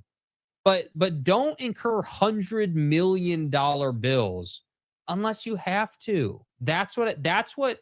If there was anything that I feel like Major League Baseball can teach us, it's that you don't need to upgrade your building until you absolutely, positively just can't wait anymore, until it has to happen, until you're just so far in a way behind. That's what I feel like colleges don't get. They want to be, I would agree. They want to front run with their stadium and all this stuff. And it's like, dude, bro, the fans are going to be there one way. Do you really think that, you know, Bama fan or BYU fan or Oregon fan isn't going to show up if the stadium's 10 years older than they'd like it to be? They're still going to show up, dude. They're still going to be there. So I just think it's an extremely wasteful cost. That's my issue with it. Yeah, and I don't know how you fix this problem in college sports, because I just think it's a management problem, bro. It's not in my opinion, it's not a money problem. There's too many cooks in the kitchen, bro. The money is out of whack. I think the NIL and the profit sharing is too much. I agree with that. I agree a salary cap is needed. Okay, I'm good with that. It's the people making the decisions that are screwing this up, in my opinion. Only chance for the NC1A is getting some protection as all pro sports, because college sports are not pro sports. Well, I would agree with that. Penn State had some half-full stadiums and will continue to be that. You know, stadiums look a lot more empty when the downturns start. Yes, they do. Like, you mean now? Yeah. That's going to happen. Yeah, I mean, I think the probably a different show, totally get it, but I do think as it pertains to fans, like, the economic downturn, stuff being more expensive, like all that stuff, that whole conversation.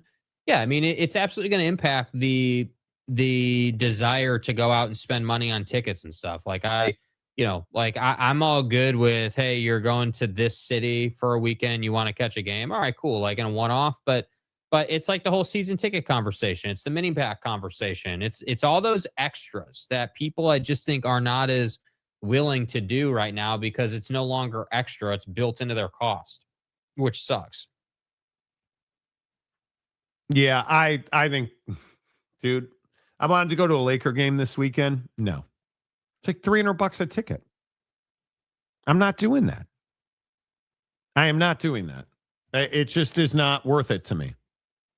Right? I mean, your one NBA game is a quarter of what I pay for season tickets at the Cubs. Like, it's outrageous. It is absolutely outrageous. If Chambliss ends up being the QB for Ole Miss, and he will, it's done. It's over. He's eligible. I think they could win at least 7-8 games. We'll find out. Pre-NIL, college sports needed to have the best facilities, not as much as having a bag for the players. I think facilities are, and I know James is probably going to have a stroke right now. Facilities are not close to the top of the recruiting list. Oh, Monty, what do you mean? CNS seating, parking lot structure, food, like, come on. They're not close. I think money is number one. I think now we're learning proximity is important. I think education, all of a sudden, and I think it's probably a push because they want them talking about it, but all these recruits now, especially portal guys, talking about how, I can't remember, one of the Notre Dame recruits was saying it didn't hurt that they had my major and I could finish my major with these two classes instead of having to take 4 or 5. I can't remember who that was. But actually talking about how important academics were. And if you're going to go to a major program, and this is James saying that Minnesota's got the greatest football stadium he's ever seen because they have a war memorial outside. Everybody needs to get a life, bro. If you're one of the top teams in the country, your facilities are top notch. They have to be. This is, again, experts on facilities saying that BYU doesn't have nice basketball facilities when they are brand new and they are elite. What you don't understand is AJ DeBanza is not going to BYU unless the facility is elite. But he's not going to BYU because the facility is elite.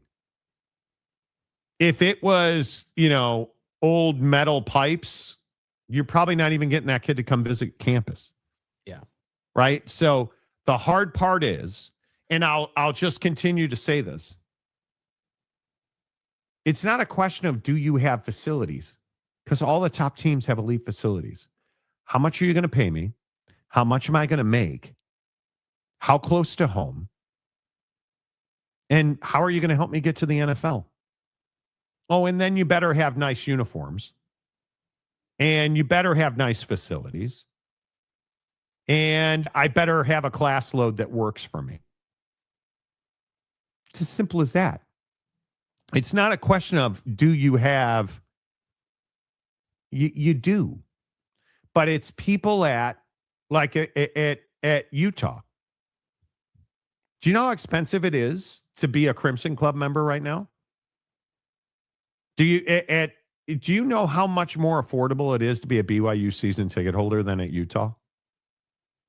It's so incredibly more attainable. But now the problem is BYU is really good, so the tickets are scarce. You can get tickets at Utah. You can get tickets to every Utah home game.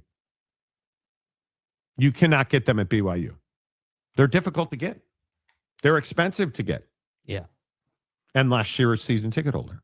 I'm already having to make decisions for which sporting events I'm going to this year. Ticket costs are out of hand. Had to give up 2 of my season tickets at the U. I cannot tell you how many Utah fans have told me they've given up their Utah season tickets because they're too expensive. It's outrageous. Joey says, just tuned in. Looks like Monty lost another 10 pounds on the golf retreat. No, I gained 2 pounds. Dude, Javier's was incredible. Yes. I had a pork chop at Mastro's. Incredible. Incredible. Incredible. He lost 10 pounds in golf balls. I did. Truth. I had season tickets for over 20 years. They finally priced me out. Yeah, and you're a St. George guy too, which is even more impressive. Jeezy's not close to Rice Eccles. I would agree with that. I think James is talking about the old stadium on campus was called Memorial Stadium. James knows everything about stadiums. He's an expert. You know. I almost feel bad for a guy like James who obsesses over Yes, you did. being able to. Yes, you did. Well, the memorial out front. Stop trying so hard. Just stop trying so hard. This is Big Daddy Magic talking about Victor Wembanyama always. Right? Jake got some color. The sun did him well this past weekend. He is massively sunburned. How's your sunburn feeling? It's better today. Better today. Yeah, definitely got a little burned. As did I. Saturday we didn't put on, group hug James. Well, I'm not crushing James or anything. James is just that guy who likes to be known as an expert.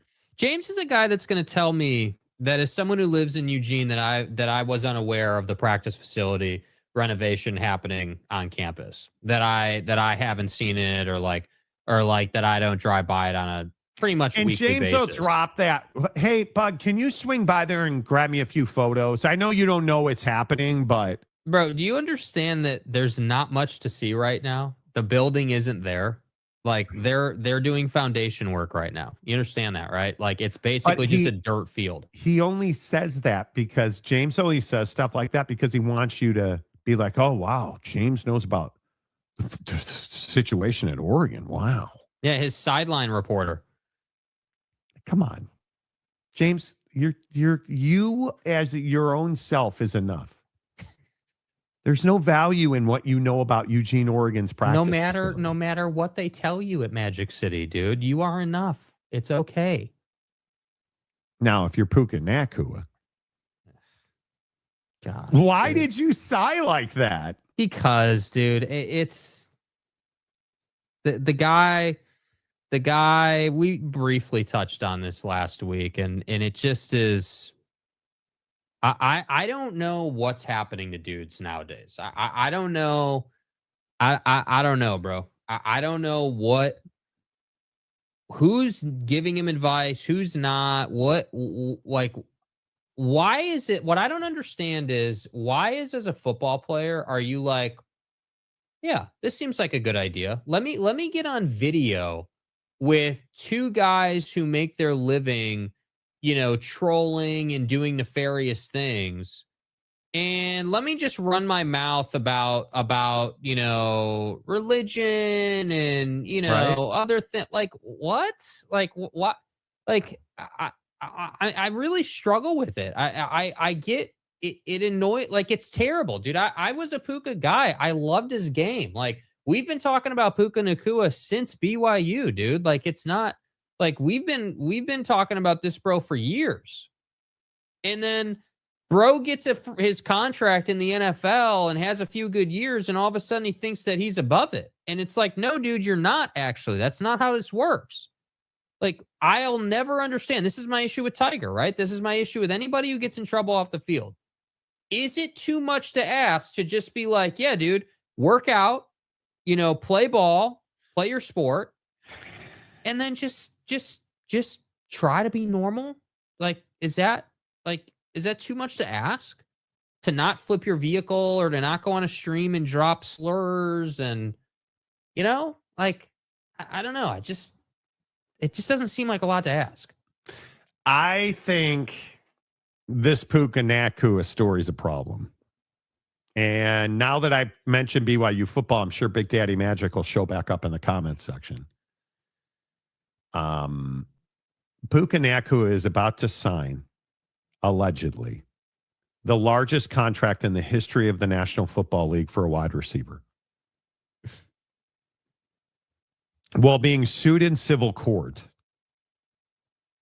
by a woman who claims, amongst other things, that he bit her so hard he left a full imprint of his dental records on her shoulder. Yeah. He has been involved with multiple anti-Semitic shows and comments. Like, this is going the wrong way. Would you pay him this money? Like, how do you handle this if you're Rams? Because if you don't pay him, somebody will.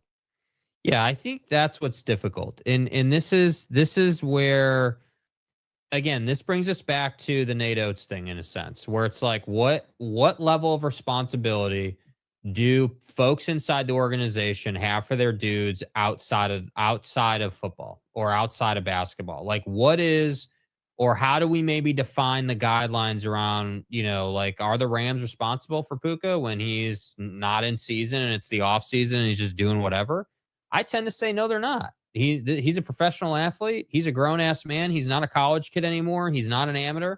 He is an adult paying the IRS just like the rest of us. So you want to go on a live stream and you want to drop that kind of verbiage and that kind of sentiment, and you want to do dumb things, like, that's on you. Now, what's difficult for the Rams is that I agree to your point. If you don't pay him, somebody will. So are you just supposed to be like, yeah, you're certainly, every contract's got the morality clause, obviously.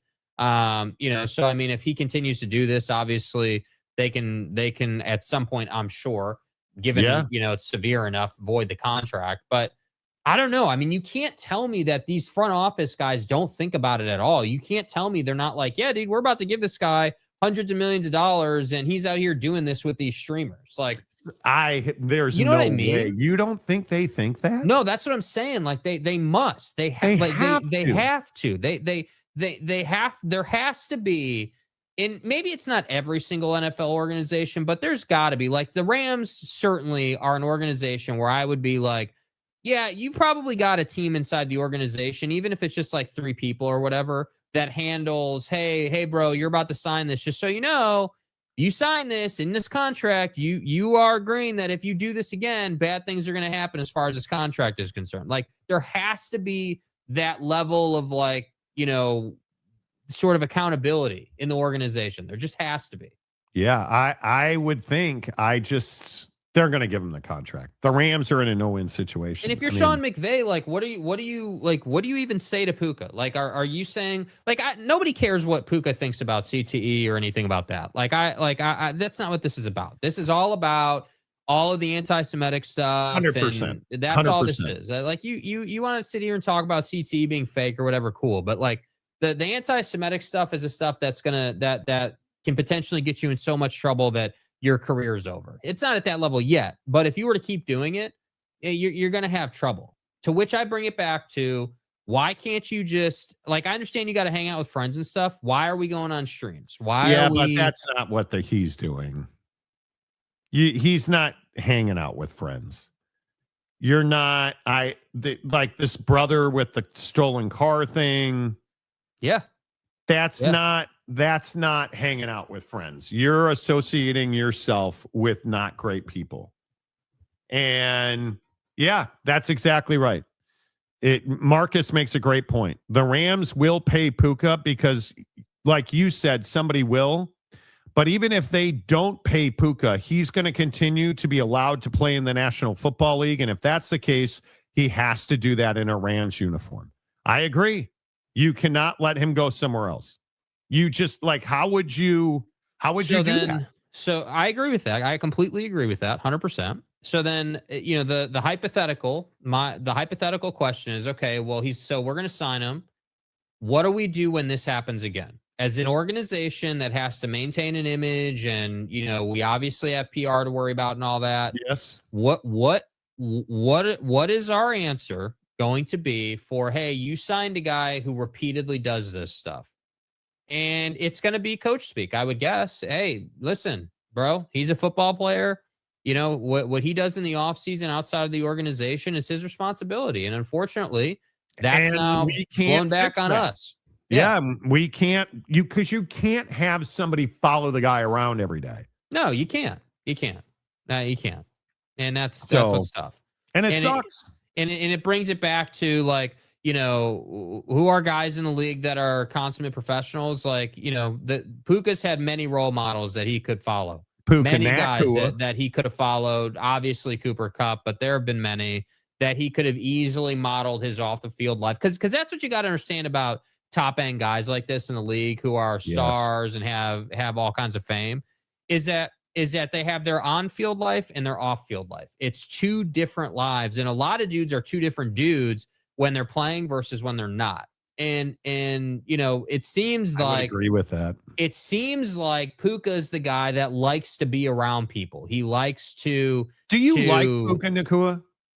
Do I like him? Not Do you as like a dude. Puka Nakua? Not as a dude. No, not anymore. No, I think that he's shown us who he really is, and he's done it multiple times now.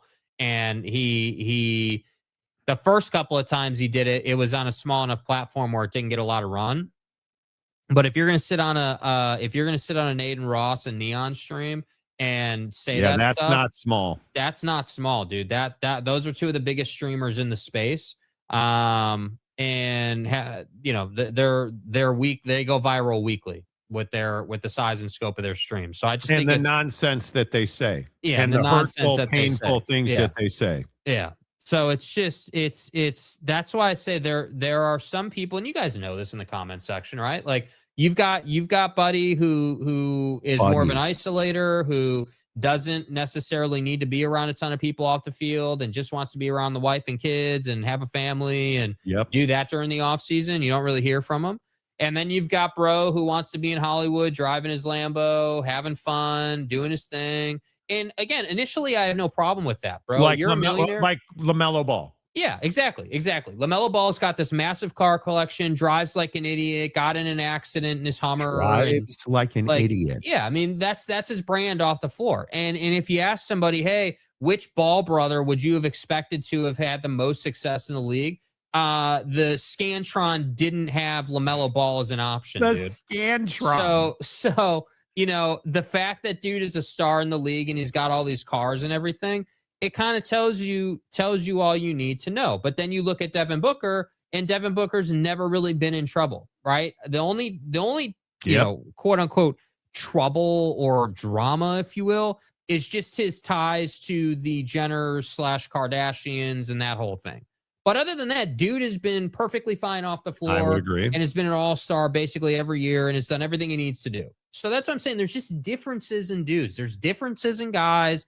And Puka's that guy that wants to be on a stream, wants to be around people, and if you're going to be that guy, there's going to be consequences. And I hope at some point Puka's like, yeah, maybe I should save myself the trouble and I should just, you know, I should just stick to my close friends, not these bros. I just can't see, like, I'm reading some of the comments just sitting here. This is some heinous shit, dude. This is not funny. This is not interesting. It's the things that Puka Nakua is accused of saying on podcasts. It's not funny.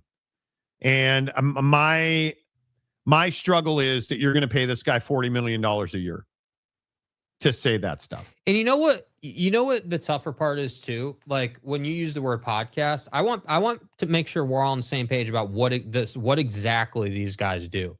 So they're not in like a studio with mics and stuff. That's not what it is. They're on like Kick or like a more laid back platform where they've essentially just got like a phone standing there streaming from random locations. Like could be anywhere. Could walking be in around condos, sitting on that like anywhere. So the problem is the indictment on Puka is that, hey bro, you didn't say this in a boardroom, dude. You didn't say this in like a studio. You said this sitting around doing whatever you guys were doing in a casual environment. That's the problem, dude. So it's not any longer good enough to be like, oh, I didn't realize I was on camera. Yeah, you do. Yeah, you do. You knew you were on camera. You knew you were sitting there with the bros, and you just let one slip. Like, it's who you are now. So, no, I don't like Puka. He's a wonderful wide receiver, but I don't like him, dude. And, yeah, I'd much rather have JSN than Puka Nakua. 100%. Yeah, I don't even know. I mean, that's crazy to me. It is. You look at some of these comments and I mean, I guess you can. Do you believe that he doesn't know who these people are? Like that's the hard part. No. Like it is. And let's pretend for a second that nonsense is true. So let me get this right. You allegedly don't know who they are, and you're still speaking on it. Yeah, that seems smart, Puka. That seems really intelligent, dude. And again, I would also remind you, this woman that is suing him now in civil court, because it's not criminal court. I think that's an important thing. It is. It is. She is accusing him of making heinous anti-Semitic remarks in her presence. There's a lot of people who think the Puka touchdown celebration dance is anti-Semitic. I had like he made these, you guys remember he was on that podcast making hand gestures. And again, I'm not going to say the name of the podcast, but he's on this podcast making hand gestures. And he claims he didn't know they were anti-Semitic. How do you not know that? Come on, bro. You knowing who you're sitting there with, it just feels dirty, dude. It feels really dirty. Some NFL contracts have stipulations that players can't do certain extreme sports type of activities. One has to wonder if they'll add social media stipulations, and it is getting larger today. Well, how do you not have Mike, you're exactly right. How do you not have that policy in every contract? I mean, I think that there's a morals clause. Yeah, obviously. I would say that falls under the morality clause. Yeah, that's you think why. It does? Yeah, I think it falls under the morality. I clause. think I would have it be much more detailed than that. But yeah, I mean, so predictable. It wouldn't harm you to have it more explicitly lined out for sure. NFL is predictable. Puka will play next year. Rams will win the NFC and play either Denver or Buffalo. Book it. Could be. Okay, great, man. Tom Dean, he's a badass. Any for-profit business had to worry about their public image, whether that's impacted by corp decisions or employee actions. Well, yeah, but I think the NFL gets away with all this, right? Like, you guys all remember the run the NFL went on with all these dudes in their at-home lives, right? You domestic remember violence. Yeah, like you remember all that. You remember. I do. You know, I mean, we've all. I mean, well, how many in the times, junior dude? say out, Dave Duerson. Yes, Kansas City situation. Yes. So like this isn't like the Commanders situation. Like, you know, we've the NFL has been through it, bro. Jerry Jones, how many times? You know, like I don't know, bro. I just the NFL has 32 people that are in a room at a single table, all with the same thing in mind.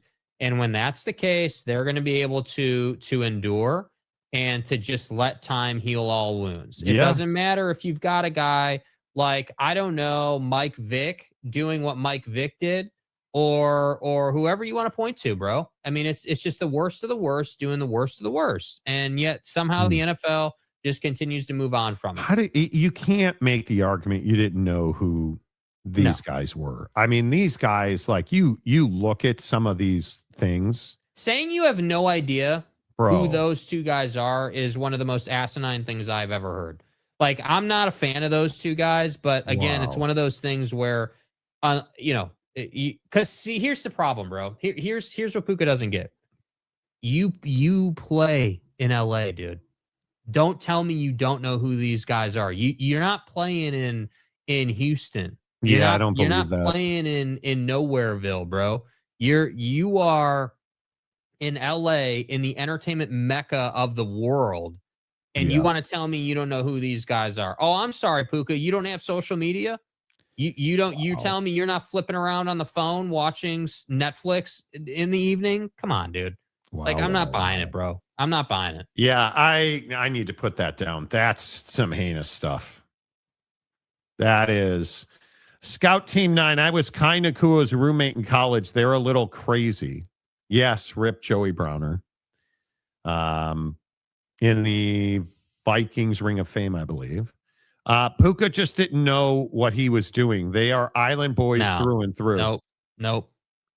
I agree that they have that wild child in them, though. I don't disagree with that. He just didn't know what he was doing. Yeah, I'm not sure I buy that. Dallas has had babysitters or personal assistants. Michael Irvin, remember that whole thing? Pac-Man Jones. For some players over the years, Randy Gregory and Des Bryant. Randy Gregory, Jesus. Yeah. Totally agree. If I was Rams, I would seriously consider letting him go. Or I just don't think he can do that. That's the problem. He's very good. Very good. Puka needs an intervention and an education. So does America. You mean America? Not sure if he is pure anti-Semitic or just an idiot on a complicated topic. Yeah, well, I don't disagree with that. But it's his job. I just think Puka Nakua doesn't care about his personal brand. I think it's not something he thinks about. If I were an NFL franchise, I would be putting a clause that all media appearances need to be cleared by PR offices of the franchise.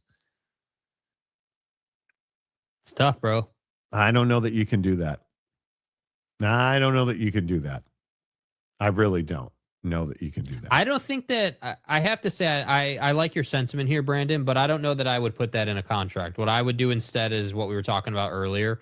I would have a policy around social media in some form or fashion that talks about damaging the organization. Yeah. Are we comparing Michael Vick to Puka Nakua? No. What we're saying is that the NFL, because it's such a tight-knit ownership group, has the ability to endure awfulness occurring, with star players. Because there's no doubt about it that Puka Nakua is a household name in the league. People know who he is. And he's arguably the best receiver in the National Football League right now. Yeah. So we're not comparing them, but my point is that the NFL has a unique ability to be like, oh yeah, bro, our franchise quarterback back in the day is doing this off the field. A lot of this and get to the backup. And then Mike can go out and figure it out on his own.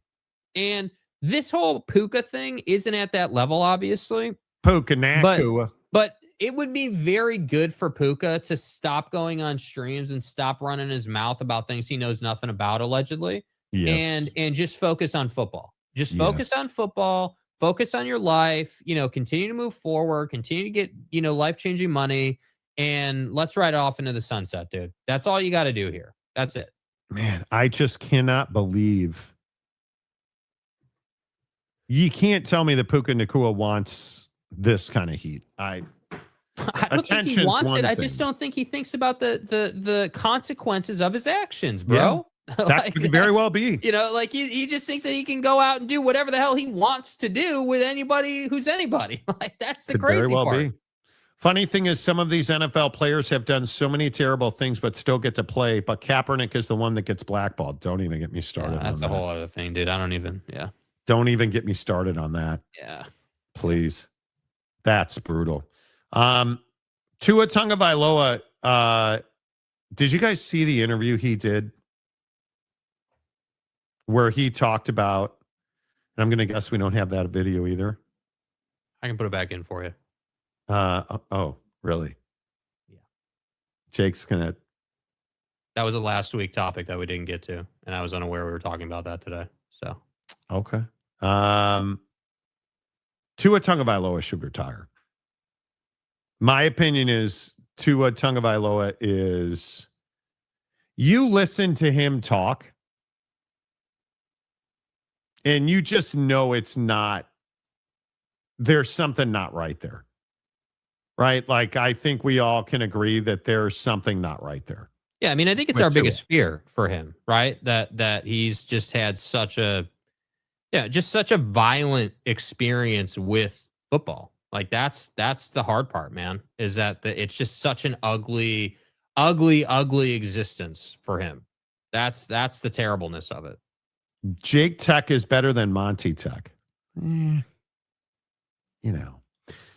Puka plays in one of the 3 or 4 places in the U.S. where eventually this will ignite based on demographics. I mean, the Simon Wiesenthal Center is here. World News is bearing it so far. Well, we'll see. You can only say stupid shit for so long and get away with it.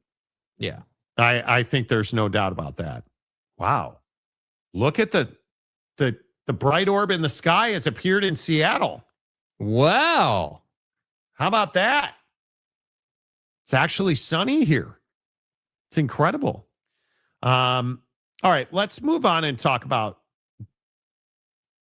and I say this gently, having kids is not for everybody. Jake says he wants to field a baseball team. We had a come to Jesus. We had a come to Jesus conversation this weekend. And Jake has professed to me that him and his many wives are going to have at least 9 kids so he can control the starting lineup. We're going to go full Crow Marty on it. Okay, Jake, where are you on having kids? Well, I think generally speaking, the sentiment that kids make you happy is a foolish one, generally speaking. I think not what I asked you. I said, where are you on having kids? I'm aware. And for me, I think that I'd like to have one, but I'm not looking to have like 10 kids. I'm not looking to have 3 kids. I think that it's one. I think the world certainly the world I grew up in is not the world we live in now, just like it's not the world you grew up in, when I was coming up. Like the world changes, it moves along, it moves quickly, times change. And what I think is difficult is that with one kid, I think you can absorb those costs, relatively easily. Costs start going up as they get older, they do activities, things start to go up. We all know that. But I think that having a kid is obviously comes with great responsibility, man. It comes with financial pressure. It comes with there's just so many factors to it. And yes, of course, I would love to have a son. Wouldn't complain if I had a daughter, but just that's I feel like I couldn't do a daughter. I could not do the daughter thing. Yeah, but like obviously you're not in control of what you have. But like every dude, I think romanticizes having a son, and so it's this thing where it's like, I would love to have one.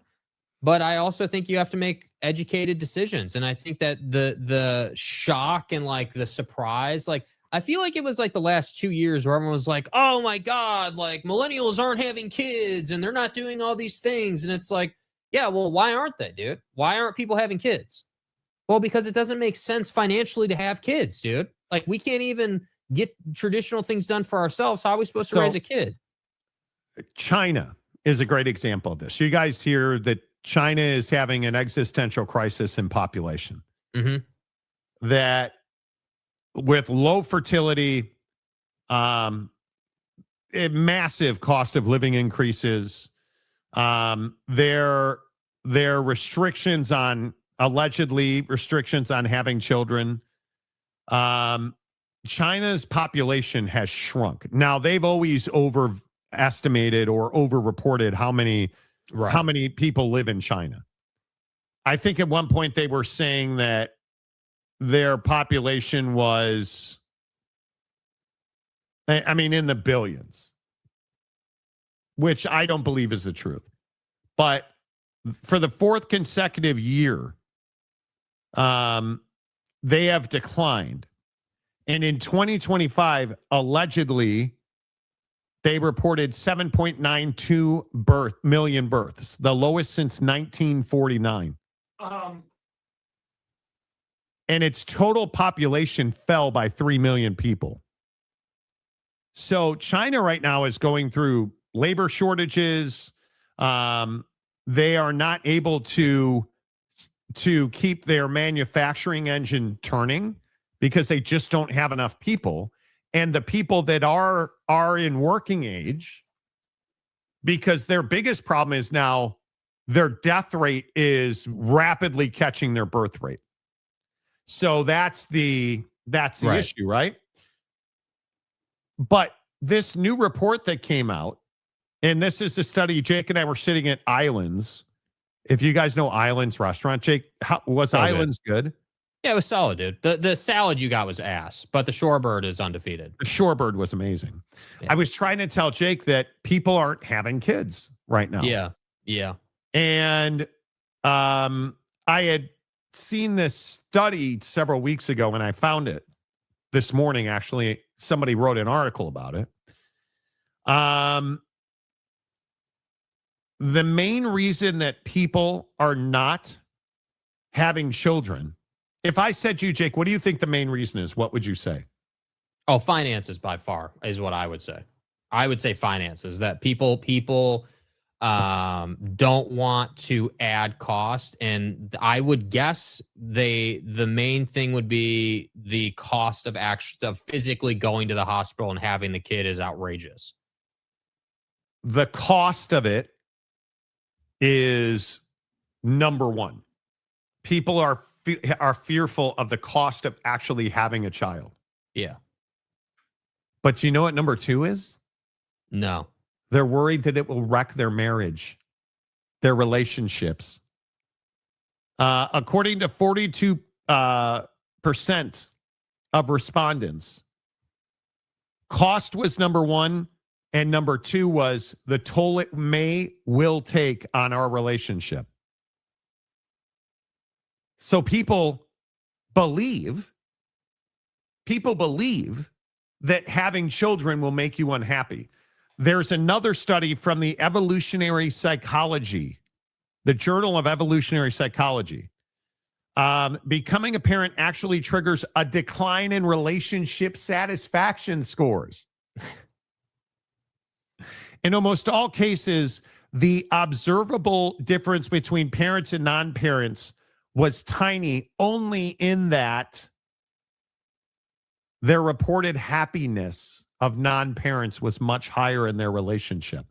5,000 people across 10 countries, including the UK, 38.5% reported having children.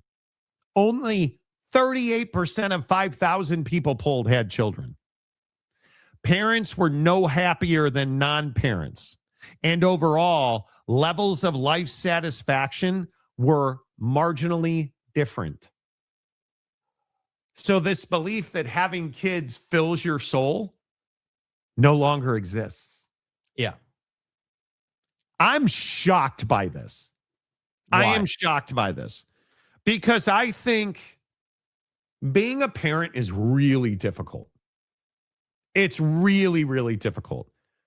But the thing we never talk about, and I think about my neighbors in Salt Lake City, like these just two brilliant young people in their 30s who have two children, and it just absolutely drives a wedge between them. And a lot of it is because mom stays at home and loses the identity, loses their purpose, loses who they are other than being a parent. And it causes fights. It causes art. Like, I think it's so hard to raise kids. Yeah, I think that it's. I think in great economic times, it's hard to raise kids, man. I think it's always been a choice. It's always been a it used to be a dream. It used to be go to college, get your house, get married, have kids. Or go to college, get married, get your house, have kids. Yeah, puppies, like that was the American dream, dude. That's what my generation grew up on. And I think that look, I think you have to understand that stuff like having kids is no, it's not rosy. It's not some great thing anymore. What we're trying to do out here is have any semblance of enjoyment and get to a good place in the day to day. That's what life is right now. And so I don't I don't blame people at all, man. At all, even a little bit. I mean, I just think it's that to me is the real world coming out and saying, hey, like there's pressure on people right now, dude. Like the world is leaning on people. Like what we're without taking this conversation into all the other nonsense happening in our country right now, like all the stuff going on is it puts pressure on people, dude. And I'm not saying I hate living in the US or anything like that. But what I am saying is that, easy is not part of the conversation right now, dude. And so the idea for people, I think, to add more to that plate is difficult. That's not because you don't want to, the last thing anyone, in my opinion, the last thing anyone wants to do is have a kid and not be able to give them a better childhood than maybe you had, or at least give them the childhood that you would want to give them. That was right? a huge part of my being a parent. Yeah. That was making sure that my child had a better childhood than I did. Yeah. And now I think obviously that's hard to do now. Yeah, things like the pandemic, the economy, the yeah. I think that's really difficult. But I think it's really interesting to see how few people in millennials and Gen Xers down to Gen Zers to like Gen Alpha, like how many kids are Gen Alpha going to have? Don't know. I don't know. How long is it going to be before rent comes down, before economic times get better, before it's reasonable to buy a house, before before millennials and every generation after us has reasonable opportunity the way baby boomers did. Well, if you go from Gen X to millennials to Gen Z to you just quickly understand that number, I think, is shrinking. Yeah, well, because people are terrified. Yeah, people are terrified, and that number. Listen, the enthusiasm to add more cost to your ledger every month is directly tied to your opportunity to make more money. Yes. Like, let's just be real. Let's not like this makes perfect sense to me. I get it. Like, as someone who like, I know it can sound extreme, but like if you look at your family tree, like none of us want to be the last in our family tree, dude. That's not what we're trying to do. That's not the goal. But but at some point you have to figure that out. And I'm certainly not in the camp that's like, no, I'm not having a kid. Like, that's definitely a goal for sure. But I get why people are stressed about it. And like, it's like, all right, cool. Like, I'm like imagine the average person. How many times have we talked about it on the show? Like, oh, look at my college debt. Look at my credit card debt. Like, the average person right now, millennial and past, even some Gen Xers, but it's more of a millennial problem, obviously, is like, okay, I've got my college debt. I've got my credit card debt. Let's say that you somehow got a mortgage. You've got your mortgage debt. You've got your, on average, $750 car payment right now, like, or higher. I mean, you're talking about the three major segments in life being like $2,500 to $3,000 before you even looked at your mortgage. Like, I mean, that's insane, dude. Like how are you supposed to live? And you can't make money. Yeah, and you can't make money. So yeah, population decline is absolutely a threat to I would say probably Gen Alpha's kids. I would say that generation is the one that will feel the effects. No question about it. I think the labor situation in China should be an absolute canary in the coal mine, if you will. I think you absolutely should be concerned about that, because I think it's going to impact availability, price, like all of it. It is not having labor in China with the volume of goods that we consume from China is in our direct interest to make sure that doesn't continue. Yes. Like it's going to be crazy. And I don't know what you do about, like the Iranian thing's going to get worked out. Like, we created a mess there, and it's probably going to take somebody else cleaning it up, but we're going to, trust me, it's oil. It's going to get figured out. Yeah. The population thing, there's no lever to pull on that. There's no pain point on that. Right. And I'm amazed by it. Yeah. And this is a really interesting point as well, because a lot of people talk about this. Then you have billionaires who have more wealth than 10 millions of Americans combined, screaming about how Americans need to have more kids, as 1% of the country has 35% of the wealth. Correct. And you're talking about Elon Musk, because that's who's screaming about it. Right. And you look at it's why so many people are up in arms about taxes. Like I think one of the biggest problems in this world right now, globally, is that you have billionaires who are so out of touch with what the common human being is dealing with.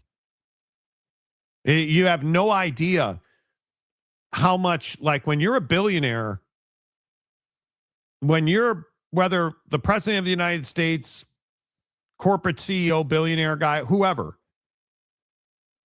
and you have no idea what's going on Main Street in most people's living rooms, and the fight to afford gas, the ability to pay your rent, and then you're complaining about how other people are living their lives.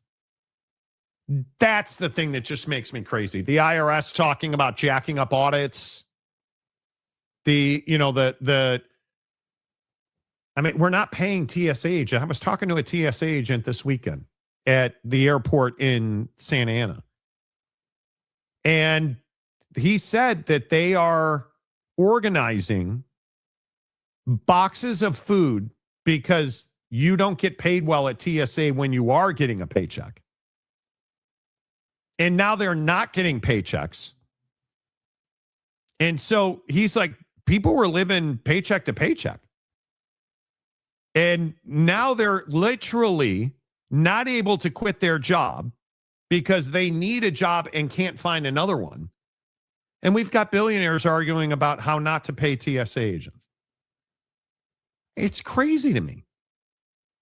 Just the lack of understanding that our TSA agents are having to take food donations because we won't pay them is idiocy to me. Yeah. And we wonder why they steal golf balls allegedly out of golf bags. Probably to sell them, not to play golf. Probably. Yeah. Probably. Right? Like it's mind-numbing to me. It is mind-numbing to me that that's the case. Lots of grandparents raising their grandchildren. Sad seeing really elderly people working at Walmart now. Well, there is a lot of that happening for sure. Absolutely. We've got to figure out how to get people to buy houses again. And not new starts. And I know I sounded this alarm years ago. Now I feel like you did. We need to stop building $1 million mansions.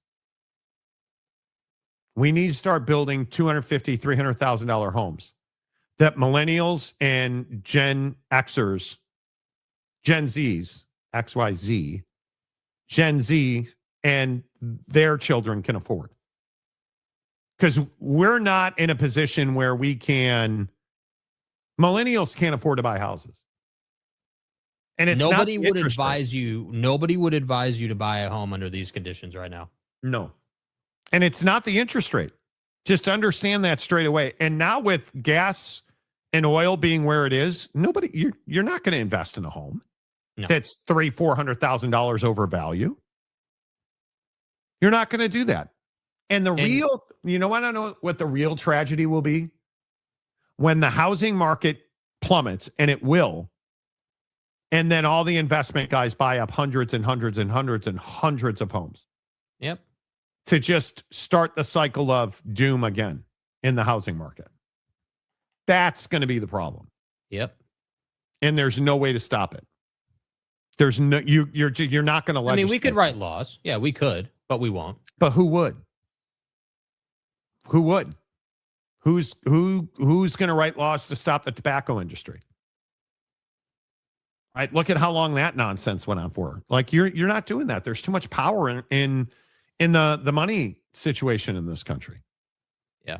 Like it's just to me, we've got to get back to running this country in a way that helps the common man, that helps the everyday American that's making, because the sad thing is, it's not that people aren't making six figures anymore. Six figures isn't enough. $100,000 isn't enough anymore. Nope. Do you hear what I just said? Making $100,000 isn't enough anymore. We need to facilitate wealth again. We're trying to hoard it at the top of the funnel.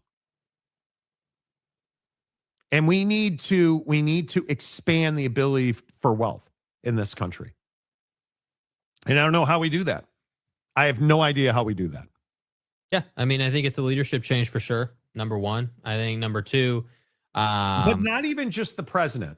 Not just the president. I'm talking about Congress. I'm talking about all of it. Like you need, like, I'm all for term limits in Congress. I think we can't have old white hairs making laws and being on committees and stuff and thinking that anything's going to change. You know, I just think it's a foolish thing. You know, you have to have younger people able to go in there and do what we need them to do. But that's why I'm saying, like, I just think that I've been saying it, like, for now, because nothing's going to change in the short term. For now, you know, you need to just get to the best place you can and endure. That's what it is. And try to build what you can. That's what you're doing right now. Yeah, I agree. All right. Always good to have the serious conversations. Thank you. We need to, tomorrow in the non-sports stories on this show, we need to have a Jersey Mike's versus everybody else conversation. Because we're going to show you a video on a sandwich tomorrow that should put Jimmy John's out of business. We need to talk about sandwiches on the show tomorrow. Yeah. And if you're not going to Jersey Mike's, you're doing it wrong. Correct. Wow. The sun is just blazing today in Seattle. It's amazing. I'm shocked by it. All right. The Monty Show is always presented by the Advocates at theadvocates.com. The best injury attorneys in the business. They're available to you 24/7, 365. I don't know what happened there. At theadvocates.com. Tell them you heard about it on the Monty Show. Call them first. If you go Tiger Woods on that ass, call the Advocates. What? Too soon? Secret, baby. Probably too soon. Until tomorrow, say goodbye, Jake. Goodbye, Jake.